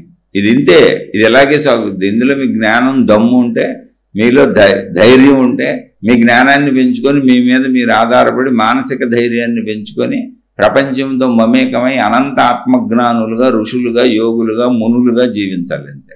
అలానే మీరేంది ఆ ఋషులుగా, మునులుగా, యోగులుగా అంటే మీరేదో ఇక్కడ పెద్ద పొడిసేసి చేసేది ఏం లేదు. ధర్మంగా జీవించడం, మంచిగా జీవించడం, ఎవరికి హాని చేయకుండా జీవించడం, అంతరంగ తలంపులో కూడా ఎవరికి హాని తలపెట్టకుండా జీవించడం, దానికోసం సాధనా మార్గాలు వచ్చినాయి. దుష్టగుణాలను పోగొట్టుకొని సత్యాన్ని తెలుసుకోవడానికి, మనిషిలో ఉన్నటువంటి బలహీనతలు పోగొట్టుకొని, భయాలు పోగొట్టుకొని సత్యాన్ని తెలుసుకోవడానికి, మనిషి నిర్భీతిగా నిర్భయంగా జీవించడానికి ఏర్పరచబడినటువంటి విధానాలు, మతాలు, మార్గాలు, దేవుళ్ళు, దైవ విధానాలు. మళ్ళీ ఇందులో చేరిన వాళ్ళందరూ పిరికి పందులు, ఆశపోతులు, దుర్మార్గులు, కీర్తికాంక్ష, ధనకాంక్ష, నా పేరు నిలబడాలి, నేను నిలబడాలి, నేనే దేవుణ్ణి అయిపోవాలనుకున్న వాళ్ళందరూ మళ్ళీ ఏ మెట్టు మీద ఆ మెట్టు మీద ఆ మెట్టే కరెక్ట్ అని అక్కడ స్వర్గ నరకాలు సృష్టించేసి లోకాలు సృష్టించేశారు. అందుకని ఇప్పుడు ఏ సాధన చేయాలి, ఏం చేయాలి అని సందేహాలు వచ్చినాయి. లక్షల సాధనలు వచ్చినాయి. లక్షల సాధనలు వస్తే మనం ఆనందపడాలి. ఎందుకని? ఇప్పుడు ఒక ఊరు వెళ్ళడానికి మనకి 1,00,000 బస్సులు ఉన్నాయి అనుకోండి, ఆనందమేగా. ఎప్పుడు వెళ్ళినా ఏదో ఒక బస్సు ఎక్కి వెళ్ళిపోవచ్చు. కానీ ఇక్కడ ప్రాబ్లం ఏంటి? ఇప్పుడు లక్షల మార్గాల వాళ్ళు మాదే కరెక్ట్ అని మొదలెట్టారు. అంటే ఎలాంటిదో తెలుసా? మనం ఊరు వెళ్ళడానికి బస్ స్టాండ్కి వెళ్ళాం. మనం వెళ్ళే ఊరికి 1,00,000 బస్సులు ఉన్నాయి. ఏ టైంలో వెళ్ళినా దొరుకుద్ది, ఎప్పుడు వెళ్ళినా దొరుకుద్ది, 24 hours ఫెసిలిటీ ఉంది, ఎప్పుడైనా వెళ్ళొచ్చు. కానీ ప్రతి బస్సోడు నా ఒక్క బస్సు మాత్రమే ఆ ఊరు వెళ్తుంది, మిగిలిన బస్సులన్నీ దారిలో యాక్సిడెంట్లు అవుతాయి, పడిపోతాయి, ఒక్క మార్గాలకు వెళ్తాయి, చచ్చిపోతావు నువ్వు, రకరకాల అయిపోద్ది నీకని చెబుతున్నాడు. ప్రతి బస్సోడు ఏం చెబుతున్నాడు తెలుసా? 1,00,000 బస్సులు ఉన్నాయి, 24 hours వెళ్తానే ఉంటాయి, వస్తానే ఉంటాయి. ఎన్ని బస్సుల్లో నువ్వు ఎప్పుడు కావాలంటే అప్పుడు వెళ్ళొచ్చు, నీ అనుకూలతను బట్టి. ఎలా కావాలంటే అలా వెళ్ళొచ్చు, ఏ బస్సు అయినా ఎక్కొచ్చు. అది నువ్వు వెళ్ళాల్సిన ఊరు తీసుకెళ్తుంది. ఆ ఊరికి 1,00,000 బస్సులు. కానీ ప్రతి బస్సోడు ఏం చెబుతున్నాడు? జనం తన బస్సులోనే ఎక్కాలి, తన బస్సులోనే ఎక్కితే తనకి డబ్బు వస్తుంది, లాభం వస్తుంది, కీర్తి వస్తుంది, ఏదోటి వస్తుంది. అందుకని నా బస్సు తప్ప మిగిలిన బస్సులన్నీ నిన్ను చేర్చమంటున్నాయి 1,00,000 బస్సులు. నువ్వు పొరపాటున పక్క బస్సు ఎక్కావా నాశనం అయిపోతావు, అది మధ్యలోనే కాలిపోద్ది, బూడిదైపోద్ది, యాక్సిడెంట్ అయిపోద్ది, పడిపోద్ది, దారిలో బ్రిడ్జిలోంచి పడిపోద్ది, నీళ్ళలో పడిపోద్ది, లేకపోతే గుద్దేస్తుంది. నువ్వు మాత్రం గమ్యం చేరవు. మాదొక్కటే నిన్ను గమ్యం చేర్చే సురక్షితమైన బస్సు అని చెబుతున్నారు. అది నీ కన్ఫ్యూజన్ అంతే. ఇది ఎవరు చేశారు? మనబోటోళ్లే. కీర్తికాంక్ష ఉన్నోళ్ళు, ధనకాంక్ష ఉన్నోళ్ళు, మనుషుల్ని గందరగోళం చేయటం ఇష్టం కదా వాళ్ళకి. వాళ్ళ మనుషులు గందరగోళంలో ఉంటేనేగా వాళ్ళ బతుకు సాగేది. అందుకని ఎప్పుడు మనుషుల్లో మళ్ళీ దుర్మార్గులు, సన్నాసులు ఉంటారు, అది దూరిపోయారు. నిజంగా మంచి అయితే ఎన్ని మార్గాలు ఉంటే అన్న ఉపయోగం కదా. కన్ఫ్యూజన్ ఎందుకు? అసలు ఏదో ఒక మార్గాన్ని ఆచరించుకోండి. 100 బస్సులు ఉన్నాయండి, ఎంత హాయ్ అండి. ఒకటే బస్సు ఉందంటే దానికోసం ఎదురు చూసి ఉన్న వాళ్ళందరూ కొట్టుకొని ఆ బస్సులోనే దూరి ఎగిరి దూకేసి ఎక్కేసి, కొంతమందికి సీట్లు దొరికి కొంతమందికి దొరక్క, మిగిలిన వాళ్ళు ఎక్కలేక నానా పాటలు పడి కొట్టుకుంటూ ఉంటారు చూడండి బస్ స్టాండ్లో. ఇప్పుడు మరి అక్కడికి వెళ్ళడానికి 1,00,000 బస్సులు ఉన్నాయి. ఎప్పుడైనా వెళ్ళొచ్చు, ఎక్కడైనా వెళ్ళొచ్చు, ఎవరైనా వెళ్ళొచ్చు. 24 hours ఆన్ డ్యూటీ. బస్సులు వెళ్తానే ఉంటాయి, సెకండ్కి వెళ్ళిపోతూ ఉంటుంది బస్సు. నువ్వు ఏదైనా ఎక్కొచ్చు, నువ్వు ఎప్పుడైనా వెళ్ళొచ్చు. నువ్వు ఎప్పుడు వెళ్ళినా నీకు ఫెసిలిటీ ఉంది వెళ్ళటానికి, నువ్వు ఆ ఊరు చేరిపోతావు అన్నప్పుడు అనేక మార్గాలు మనకు ఉపయోగపడేవి కదండి. అందులో కన్ఫ్యూజన్ ఏముందండి? ఈ మార్గం కరెక్ట్, ఈ మార్గం తప్పు, ఎందుకండి అసలు ఆ గొడవ మనకి? చెప్పేవాడిని అసలు నమ్మబాకండి అంటున్నా. నా మార్గమే కరెక్ట్, పక్క మార్గం తప్పు అనేవాడిని అసలు నమ్మకండి. మార్గాలు ఎలా ఏర్పడినాయి, కులాలు ఎలా ఏర్పడినాయి చెప్పాను. వాళ్ళు చేసే పనులను బట్టి కులాలు ఏర్పడినాయి. అలాగే మతాలు ఏర్పాటు చేసుకున్నారు, అంతే, ఏం లేదు. వాళ్ళు ఆచరించే విధానాలను బట్టి, వాళ్ళు ఊహించుకున్నటువంటి జీవన విధానాన్ని బట్టి వాళ్ళు తయారు చేసుకున్న దైవ మార్గాన్ని మతంగా పెట్టుకున్నారు, అంతే. అందులో వెళ్ళేవాళ్ళు, వాళ్ళకి పుట్టేవాళ్ళు అంతా కూడా అది మా మతం అంటే వెళ్ళిపోయారు. ఇప్పుడు కులాల పనులను బట్టి వెళ్ళిపోయింది. అందులో వెళ్ళేవాళ్ళు, అందులో వాళ్ళకి పుట్టేవాళ్ళు అంతా అదే కులం అయిపోయారు. అంతకు మించింది ఇక్కడ ఏం లేదు అసలు. అదంతా గుర్తింపు. మొత్తంగా సత్యం ఏంటంటే మనం మనుషులు అనే సత్యం. ఇది గుర్తుపెట్టుకోవాల్సిన సత్యం. మతం నిజం కాదు, మార్గం నిజం కాదు, కులం నిజం కాదు, జాతి నిజం కాదు, ఏది నిజం కాదు. వేషధారణలో, రూపురేఖలు, రంగులు, ఆచారాలు, సాంప్రదాయాలు, పద్ధతులు, విధానాలు అన్నీ గుర్తింపులే. వ్యావహారిక సత్యాలు మనం పెట్టుకునేవి, మనిషి తయారు చేసుకుని. సత్యం ఏంటి అంటే నేను మనిషిని అనే సత్యం, అంతే. మానవ జాతి, వృక్ష జాతి, జంతు జాతి, కొండలు, గుట్టలు, నదులు, సముద్రాలు, జడజాతి, జడ పదార్థాలన్నీ. ఈ సత్యం తెలిసిన రోజున గొడవ ఎక్కడుందంటున్నా? ఒక ఊరు వెళ్ళడానికి 1,00,000 బస్సులు ఉంచి మంచిదేగా. ఒకదాన్ని విభేదించి ఇది తప్పు, ఇది రైట్ అని ఎందుకు అనుకోవాలి అసలు మనం? మీకు ఏది నచ్చితే అలా వెళ్ళండి. కొంతమందికి వాళ్ళ మనస్తత్వాన్ని బట్టి కొన్ని సులువుగా అనిపిస్తూ ఉంటాయి, అంతే. కొన్ని చేయగలుగుతారు, కొన్ని చేయలేరు. ఎందుకంటే 100 మెట్లు ఎక్కాలి ఇక్కడ. 100 మెట్లు ఉదాహరణ కన్నానండి, మళ్ళీ అది పట్టుకెళ్ళాడు బాకండి. అందుకని నువ్వు ఎక్కడున్నావో నీకు అది అభిరుచిగా అనిపిస్తుంది, నీకు అది సత్యం అనిపిస్తుంది, అది చేద్దాం అనిపిస్తుంది, నేను ఇది చేయగలను అనిపిస్తుంది, నాకు ఇది అర్థమవుతుంది అనిపిస్తుంది, అది చేసుకో. ఏ మార్గమైనా సరే ఒకటి గుర్తుపెట్టుకోండి, అసలు మార్గాలతో పని లేదు. ఎందుకు చెప్పండి? దేవుడు ఎందుకు, మార్గం ఎందుకు? ముందు అసలు ఆలోచించండి. ఒక మతం ఎందుకు, ఒక దేవుడు ఎందుకు, ఒక గ్రంథం ఎందుకు, ఒక జ్ఞాన గ్రంథం ఎందుకు, ఒక గురువు ఎందుకు, ఒక ప్రచారం ఎందుకు, అసలు ఇవన్నీ చవటం ఎందుకు మనుషులకి? ఎందుకు ప్రశ్న ఏంటి? అన్ని మతాలు, అన్ని విధానాలు ఎందుకు ప్రశ్నిస్తే మనిషి మంచిగా బతకడానికి ఫస్ట్ పాయింట్. మనిషి తప్పులు చేయకుండా మంచిగా బతకడానికి ఫస్ట్ పాయింట్. మనిషి చనిపోయే లోపల అసలు నేను ఎవరినైనా మనిషి తెలుసుకోవటం సెకండ్ పాయింట్. ఇంతకు మించి ఏమన్నా అర్థం కనపడుతుంది ఏమో చూడండి. అసలు ఏమీ లేదు, రావటం పోవటం. అయితే సృష్టి చేసిన ఏర్పాటు 100 సంవత్సరాల జీవితం, అది మనం ఏం చేస్తుందండి? ఇలా పుట్టి అలా పెరిగి చక్కగా మన శరీరంలో మార్పులు వచ్చి, ఇంద్రియాల్లో మార్పులు వచ్చి, వివాహాలు చేసుకొని, స్త్రీ పురుష ఆకర్షణలతో కుటుంబ వ్యవస్థ ఏర్పరుచుకొని పిల్లల్ని కని ఆ పిల్లల్ని పెంచుకుంటూ, ఇదంతా సృష్టి ఏర్పాటు. మనం కనాలంటే పిల్లలు వచ్చేస్తారా? అసలు స్త్రీ పురుషుల్ని మనం సృష్టించగలమా? ఇటువంటి అవయవాలు మనం పెట్టగలమా? కుదురుతుంది? అదంతా ఎలా కుదురుతుంది? ఇప్పుడు రోబోట్లు తయారు చేస్తున్నారుగా, స్త్రీ రోబోట్లు, పురుష రోబోట్లు తయారు చేసి ఆ రోబోట్లు ఇద్దరూ కలిసి మళ్ళీ పిల్ల రోబోట్లను కనేలా తయారు చేయమనండి, అలా ఒక సంతతిని చేయమనండి. కుదరదు, అసంభవం, సృష్టి కూర్పు. కాబట్టి దాన్ని తప్పులు ఎంచకండి, జీవించుకుంటూ వెళ్ళండి అంతే. జీవించే దాంట్లో తప్పులు చేయొద్దు. అందుకు మతాలు, మార్గాలు, విధానాలు, పద్ధతులు, దేవుళ్ళు అవన్నీ గుర్తింపులు, వ్యావహారిక సత్యాలు. ఒరిజినల్ సత్యం ఏంటి? నేను మనిషిని. దానికంటే ఒరిజినల్ సత్యం ఏంటి? మనిషి అనబడే నేను విశ్వంలో ఉన్నాను. ఇంకా పైకి వెళ్తే మళ్ళీ అలా సత్యం మారిపోతూ ఉంటుంది. మెట్టు ఎక్కుతూ ఉంటే సత్యం మారిపోతూ ఉంటుంది. మెట్టు పైకెక్కిన కొందికి సత్యం విశాలమైపోతూ ఉంటుంది. నేను మనిషిని, ఇంకో మెట్టు ఎక్కాను, నేనెవరిని? విశ్వంలో ఒక మనిషిని, ఒక ధూళికణం కింద ఉన్నాను. ఇంకో మెట్టు ఎక్కాను, అసలు ఈ విశ్వం అంతా ఏంటి, ప్రకృతి అంతా ఏంటి? అయ్యో భూమి అనే ఒక చిన్న గోళం అండి బాబు, ఇది మొత్తం విశ్వం కాదు, దేన్నే ప్రకృతి అంటున్నాను. ఇలాంటి గోళాలు కోటాను కోట్లు ఉన్నాయండి విశ్వంలో. అది విశ్వం అంటే, ఇది ప్రకృతి, జస్ట్ భూమి మీద ఉన్న ప్రకృతి. మొత్తం విశ్వ ప్రకృతి అయితే అసలు కోటాను కోట్లు ఉన్నాయి, ఎన్ని ఉన్నాయో కూడా తెలియదండి. ఇంకో మెట్టు ఎక్కితే అక్కడికి వెళ్ళిపోయాను. అలా మెట్లు ఎక్కుంటే వెళ్తే నేను ఒక ధూళికణం అయిపోతాను, అసలు నాకు ఎంటిటీనే ఉండదు.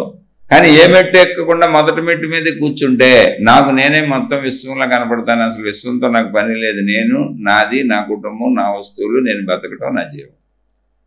అందుకని మీరు మరి మొత్తం మెట్లు పైకెక్కి చూస్తారా చూడరా అనేది మీ ఇష్టం. ఏ మెట్టు మీద ఉంటే ఆ మెట్టు మీద ఉండి అదే సత్యమని కొట్టుకుంటా ఉండొచ్చు. అది సత్యం ఏంటంటే అప్పుడు అది అలాగే అనిపిస్తుంది. అందుకే జ్ఞానోదయం కావాలి మనిషికి. జ్ఞానం అనేది ప్రత్యేకంగా ఇవ్వబడింది, అది అర్థం చేసుకునే శక్తి అది మిగిలిన జీవులకు లేదు. అందుకని మార్గాలు మతాలు ఏది కరెక్టో ఏది తప్పు అని అడగకండి. అన్నీ కరెక్టే, అన్నింటిలోనూ దొంగలు ఉంటారు. మార్గాలు మతాలు అన్నీ కరెక్టే, అన్నింటిలోనూ దొంగలు ఉంటారు. జాగ్రత్త. అది చూసుకోండి. దొంగలు ఎవరో కాదు మీరే చూసుకోండి, మీకే తెలుస్తుందిగా. మిమ్మల్ని ఉపయోగించుకుంటున్నారా, మీ డబ్బు తీసుకుంటున్నారా, మిమ్మల్ని ఏ విధంగా ఉపయోగించుకుంటున్నారు, మీకు మంచి నేర్పుతున్నారా చెడు నేర్పుతున్నారా, అసలు మీకు ఇందాక ఎందుకని ఒక ప్రశ్న వేసుకోవాలన్నాగా.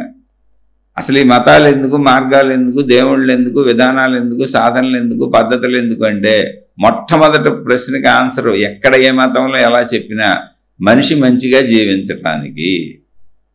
అవునా కాదు చెప్పండి, చూసుకోండి, మీకే ఆన్సర్ వస్తుంది. ముందుగా మొట్టమొదటి సత్యం ఏంటి? మనం మనుషులు.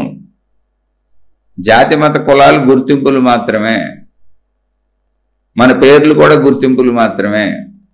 గుర్తింపు కోసం పెట్టుకున్నవి అసలు ఏమున్నాయండి? ఏం చేస్తే దానికి అంకెల మార్పులు, పేర్లు మార్పులు, అక్షరాల మార్పులు అర్థం ఉంది అసలు ఏమన్నా?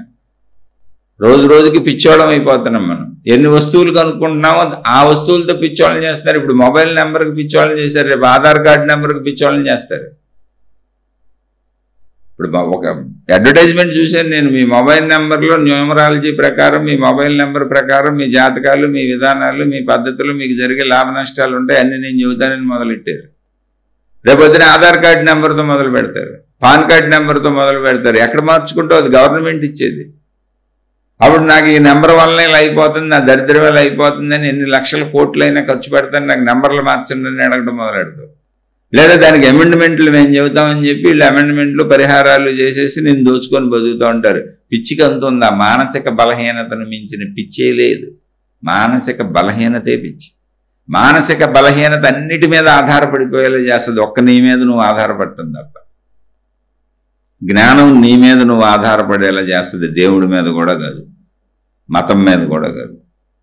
నీ మీద నువ్వు ఆధారపడేలా చేస్తుంది. నీ మీద నువ్వు ఆధారపడేలా చేయటానికి జ్ఞానము మతం ఏర్పాటు చేశారు తెలివిగలిగిన మహాత్ములు. ఎందుకంటే ఆ దేవుడు నువ్వే, నువ్వు అనుకుంటున్న శక్తి నువ్వే, తత్వమసి అది నువ్వే అయి ఉన్నావు అని.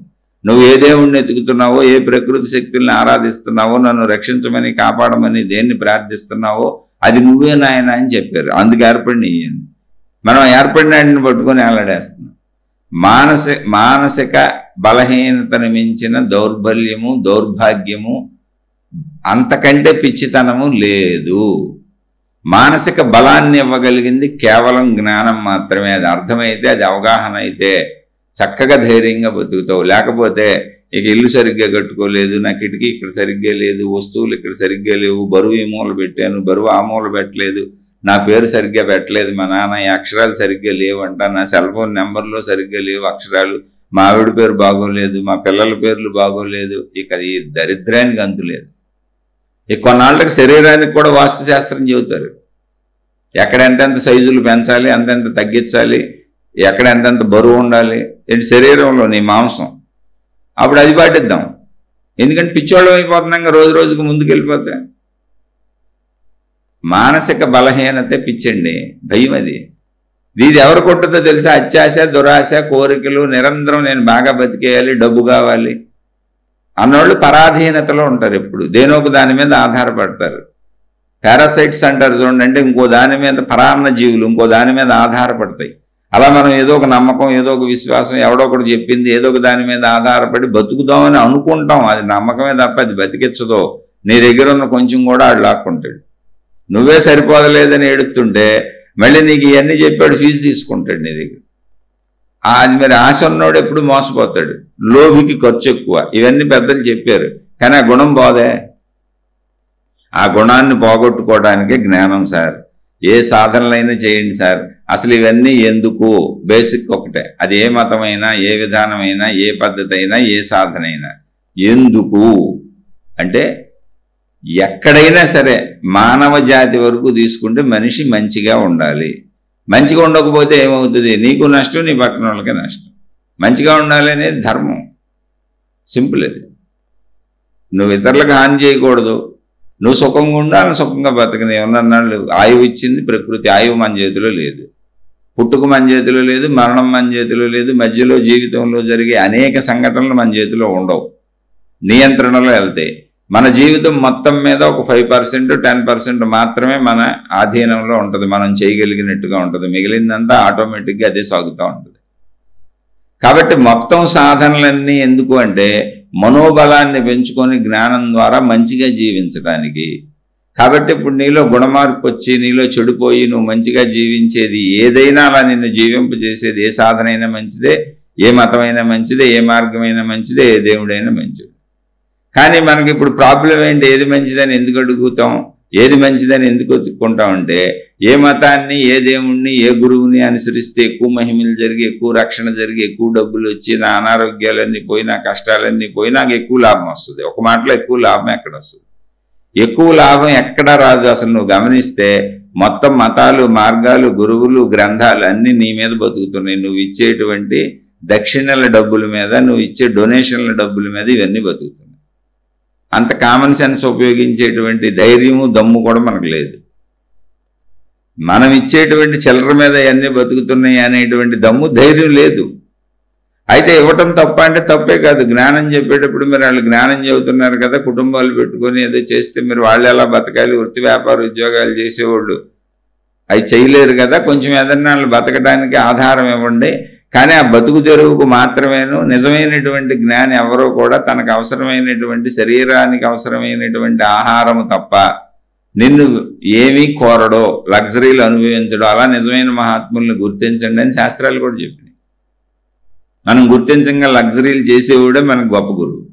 కోటాను కోట్లు పడగలు ఎత్తేసి వేల వేల ఎకరాల్లో ఆశ్రమాలు కట్టేసి, విమానాల్లో హెలికాప్టర్లో తిరిగేసి, పెద్ద పెద్ద ఆడంబరమైనటువంటి సెలబ్రిటీ డ్రెస్సులు వేసేసి మనం వాళ్ళందరూ గొప్ప గురువులుగా తీసుకుంటాం. ఎందుకని? మనకు డబ్బు ఇష్టం, గొప్పతనం ఇష్టం, సెలబ్రిటీగా ఉండటం ఇష్టం, బాగా గొప్పవాళ్ళం అయిపోవటం ఇష్టం. మనకేమి ఇష్టమో అయ్యే అటువంటి గురువులనే మనం నిజం అనుకుంటాం. కాదు, నిజమైన గురువులు మన ఇష్టానికి సంపూర్ణ వ్యతిరేకంగా ఉంటారు. కోరికలు కదా ఇష్టాలు. జ్ఞానం కోరిక భిన్నమైంది. జ్ఞానం కోరికను అదుపు చేస్తుంది. అందుకని నిజమైన జ్ఞానులు ఎలా ఉంటారు అంటే పూర్తిగా దీనికి వ్యతిరేకంగా ఉంటారు. వాళ్ళకి డబ్బుతో పని ఉండదు, కనీస అవసరానికి తిండి తింటారు అంతే, కాలకృత్యాలు తీర్చుకుంటారు అంతే. మిగిలిన వాళ్ళకి ఏ వసతులు, వనరులు నువ్వేం సమకూర్చక్కర్లా. ఉన్న అత్యంత తక్కువలో సింపుల్గా ఎవరు బతుకుతున్నారో వాళ్ళు నిజమైన జ్ఞాని. అంటే అంత ఎత్తులో జ్ఞాని. అత్యంత ఆడంబరంగా ఎవరు బతుకుతున్నారు వాళ్ళు జ్ఞానులని కాదు. వాళ్ళు ఇక్కడికి రావడానికి టైం పట్టుద్ది, మెట్లు ఎక్కాలిగా. వాళ్ళకి అది ఇష్టం, వాళ్ళు తయారు చేసుకున్నారు. వాళ్ళని ఇష్టమైన వాళ్ళు అనుసరిస్తున్నారు. అందరూ మెట్లు ఎక్కటమే. ఇవన్నీ మహాత్ములు ఆల్రెడీ చెప్పేశారు, గ్రంథాల్లో చెప్పబడంది లేదు. అందుకని నువ్వు ఎక్కడున్నావో దానికి నువ్వు ఆకర్షించబడతావు. అది నీకు నిజం అనిపిస్తుంది. అది ఆడంబరత్వమా, నిరాడంబరత్వమా, మతం ఏంటి, ఆ విధానం ఏంటి, ఆ పద్ధతి ఏంటి, అది నీకు నిజం అనిపించింది, నువ్వు ప్రయాణించు, నువ్వు ఆ మెట్టు మీద ఉన్నావు. కానీ వీటన్నిటికీ అల్టిమేట్ అసలు ఇవన్నీ ఎందుకు, ఆఖరిగా ఏంటి సత్యం, ఆఖరి మాట ఏం మాట్లాడుకోవాలి, ఇవన్నీ ఎందుకంటే మనిషి మంచిగా జీవించటం. జీవితంలో 100 ఏళ్ళు ఇక్కడ ఉంటాం కాబట్టి మంచిగా ఉండాలి. సాధనలన్నీ అందుకు. కాబట్టి నీలో చెడు పోగొట్టి నీలో మంచి గుణమార్పును తీసుకొచ్చి నిన్ను మంచిగా జీవించి, ఒక్క చెడు కూడా, చిన్న చెడు కూడా నీలో చేస్తుంది లేకుండా నిన్ను తయారు చేసింది అంటే నువ్వు వెళ్తున్న మార్గం కరెక్ట్, మతం కరెక్ట్, దేవుడు కరెక్ట్, గురువు కరెక్ట్. ట్రై చేసుకోండి. ఆ మార్పు మీలో వస్తుందా? వాళ్ళు తెస్తున్నారా? మీరు ప్రయత్నిస్తున్నారా? అలాంటి జ్ఞానం అందించబడుతుందా? అయితే చక్కగా మీరు వెళ్ళేది కరెక్ట్. దాని తర్వాత కరెక్ట్ ఏంటంటే అసలు ఎందుకు పుట్టామో మనకు తెలీదు, ఎక్కడి నుంచి వచ్చామో మనకు తెలీదు, ఎందుకు చచ్చిపోతామో మనకు తెలీదు, ఎక్కడికి వెళ్తామో మనకు తెలీదు. ఈ ఉన్నంతకాలం కూడా ఇలా ఎందుకు ఉన్నామో మనకు తెలీదు. ఉన్నాం కాబట్టి, ఆ క్లాస్ కాబట్టి తింటున్నాం, కోరికలు ఉన్నాయి కాబట్టి అనుభవిస్తున్నాం. అసలు ఇలా ఎందుకు జరుగుతుంది? దీని అంతటికి మూల కారణం ఏంటి? అసలు నేను ఎవరిని? ఈ సృష్టి ఏంటి? మొత్తం ఈ తత్వాన్ని తెలుసుకోవాలి. అది జ్ఞానం, అది సంపూర్ణ జ్ఞానం. ఆ తత్వాన్ని తెలుసుకుని ముందు నిన్ను మంచివాడిగా, మంచిదానిగా మార్చి ఆ తత్వాన్ని తెలుసుకునే వైపు నిన్ను తీసుకెళ్ళే ఏదైనా కరెక్టే. ఏ మతమైనా కరెక్టే, ఏ మార్గమైనా కరెక్టే. ఆ తత్వాన్ని అనంత ఆత్మజ్ఞానము అన్నారు. ఆత్మజ్ఞానం అన్నప్పుడు గుర్తుపెట్టుకోండి, అక్కడ మతం ఉండదు, మార్గం ఉండదు, గురువు ఉండడు, దేవుడు ఉండడు, ఆకృతులు ఉండవు, ఆకారాలు ఉండవు. ముందే చెబుతుంది. అలానే నేను వాటిని విమర్శించట్లా. అవన్నీ అయిపోయినాక 100 మెట్లు ఎక్కేసినాక పైకి వచ్చావు. ఇప్పుడు 100 మెట్లు ఎక్కేసావు, పైకి వచ్చావు, ఏముంది అక్కడ? అనంత ఖాళీ ఉంది అంతే. అనంత సర్వవ్యాపక ఆకాశం కనపడుతుంది అంతే. ఇంకా ఏం కనపడుతుంది అక్కడ. ఇరుకు సందులేమి లేవు అక్కడ. అదేంటంటే నేనే అనంత ఆత్మశక్తిని అన్న అనుభూతి నీకు కలుగుతుంది. మేము పొందామన్నారు, నమ్మకం కాదు అది. దానికి దారులు చెప్పారు, ఆత్మజ్ఞాన గ్రంథాలు రచించారు. 1 కాదు 2 కాదు, 100 1000 ఉన్నాయి. అలా ప్రయాణంలో వెళ్ళి తెలుసుకోవాలి. అలా నీలో ఉన్న శక్తి అదే. నువ్వు మానసిక బలహీనుడు కాకు, బలహీనురాలు కాకు. నీ మీద నువ్వు ఆధారపడినప్పుడు ఎప్పుడైనా గుర్తుపెట్టుకోండి, మీ తెలివి మీద, మీ ప్రజ్ఞ మీద, మీ మీద మీరు ఆధారపడి ఉన్నంత కాలం మీకు ధైర్యం పెరుగుతూ ఉంటుంది. పరాధీనతకి వెళ్తున్నంత కాలం మీ ధైర్యం తగ్గిపోతూ ఉంటుంది. అది దేవుడి పేరైనా, మతం పేరైనా, గురువు పేరైనా, తాయెత్తు పేరైనా, తాడు పేరైనా, తావీజు పేరైనా, ఏదైనా సరే పరాధీనత ఇది రక్షిస్తుంది, ఇది కాపాడుతుంది. పేర్లు అక్షరం మార్చుకుందాం, ఇంట్లో వాస్తు మార్చుకుందాం, గ్రహ దోషాలు చేయించుకుందాం, ఏదో చేద్దాం, అది చేద్దాం, ఇది చేద్దాం అని నువ్వు పరాధీనతకి వెళ్తున్నావు తప్ప నీలో గుణమార్పు చేసుకుంటే అన్నీ జరిగిపోతాయి. జస్ట్ నువ్వు గుణమార్పు చేసుకొని నువ్వు మంచివాడివి, మంచిదానివ్వవు, బయట మొత్తం ఇన్ని లక్షలు నువ్వు చేయక్కర్లు అన్నీ మారిపోతాయి. నువ్వు ఆ లక్షలంగా ఎందుకు తిరుగుతున్నావు అంటే గుణమార్పు నువ్వు చేసుకోవు కనుక, నీలో దుర్గుణాలు పోలేదు కనుక, ఆశలు, అత్యాశలు, దుర్మార్గ తత్వాలు, దురాశలు నీలో పోలేదు కనుక బయట ఎత్తుక్కుంటూ తిరుగుతావు. ఎందుకంటే నాకు ఆ లాభాలు కావాలి కనుక. అప్పుడు నువ్వు ఆ కర్మ అనుభవించక తప్పదు ఎన్ని చేసినా. అది జ్ఞానం. నీ అంతరాత్మలో ఒక్కటి మార్చుకుంటే బయట మొత్తం మారిపోద్ది. ఏంటో తెలుసా? చెడు వదిలేసి మంచిలో ఉంటే. సింపుల్ అంతే. నీ మంచి రావాలి నీకు. అందుకు మతాలు. మంచిలోంచి మూల కారణం తెలుసుకోవాలి. నేనేంటి, సృష్టి ఏంటి, మొత్తం మూల కారణం ఏంటి. అందుకు మతాలు, మార్గాలు, విధానాలు, పద్ధతులు. ఇందులో నీకు ఏది నచ్చితే తెలియదు. అన్నీ మంచివే, అన్నిటిలోనూ దొంగలు ఉంటారు. కాబట్టి జాగ్రత్త. నువ్వు అది నీదే. ఆ జాగ్రత్త ఎవరు తీసుకోవాలి? నువ్వే తీసుకోవాలి. ఏది మంచిది ఎవరు చెప్పగలరు? అందుకనే నేను అసలు నా బుర్ర ఎంత, నేనెంత, నా జ్ఞానం ఎంత, నేను చెప్పే మాటలు ఎంత, నాకు అర్థమైంది ఎంత. అందుకని నాది కూడా నమ్మబాకండి నేనే చెబుతున్నా. ఎందుకని నమ్మబాకండి? ఎవరు మెట్టు మీద ఉన్న వాళ్ళకి అది కరెక్ట్ అనిపిస్తుంది. నా మాటలో నాలాంటి వాడికి కరెక్ట్ అనిపిస్తాయి. ఇది అర్థం అవ్వాలిగా, అసలు అర్థమైన ఆచరించే దమ్ము ఉండాలిగా.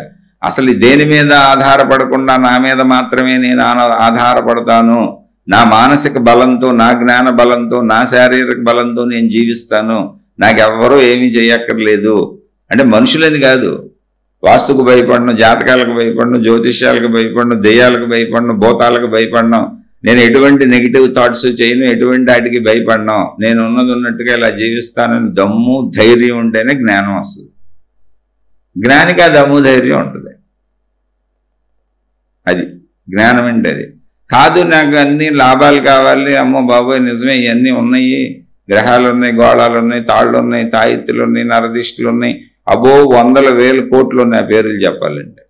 ఇవన్నీ ఉన్నాయి బాబోయ్ నిజమేను అని భయపడతా బతుకుతాను, అటన్నిటికీ రెమెడీస్ చేయించుకుంటా బతుకుతానంటే రెమెడీస్ చేసేవాడు ఎవడు నీలాంటి మనిషి కదా.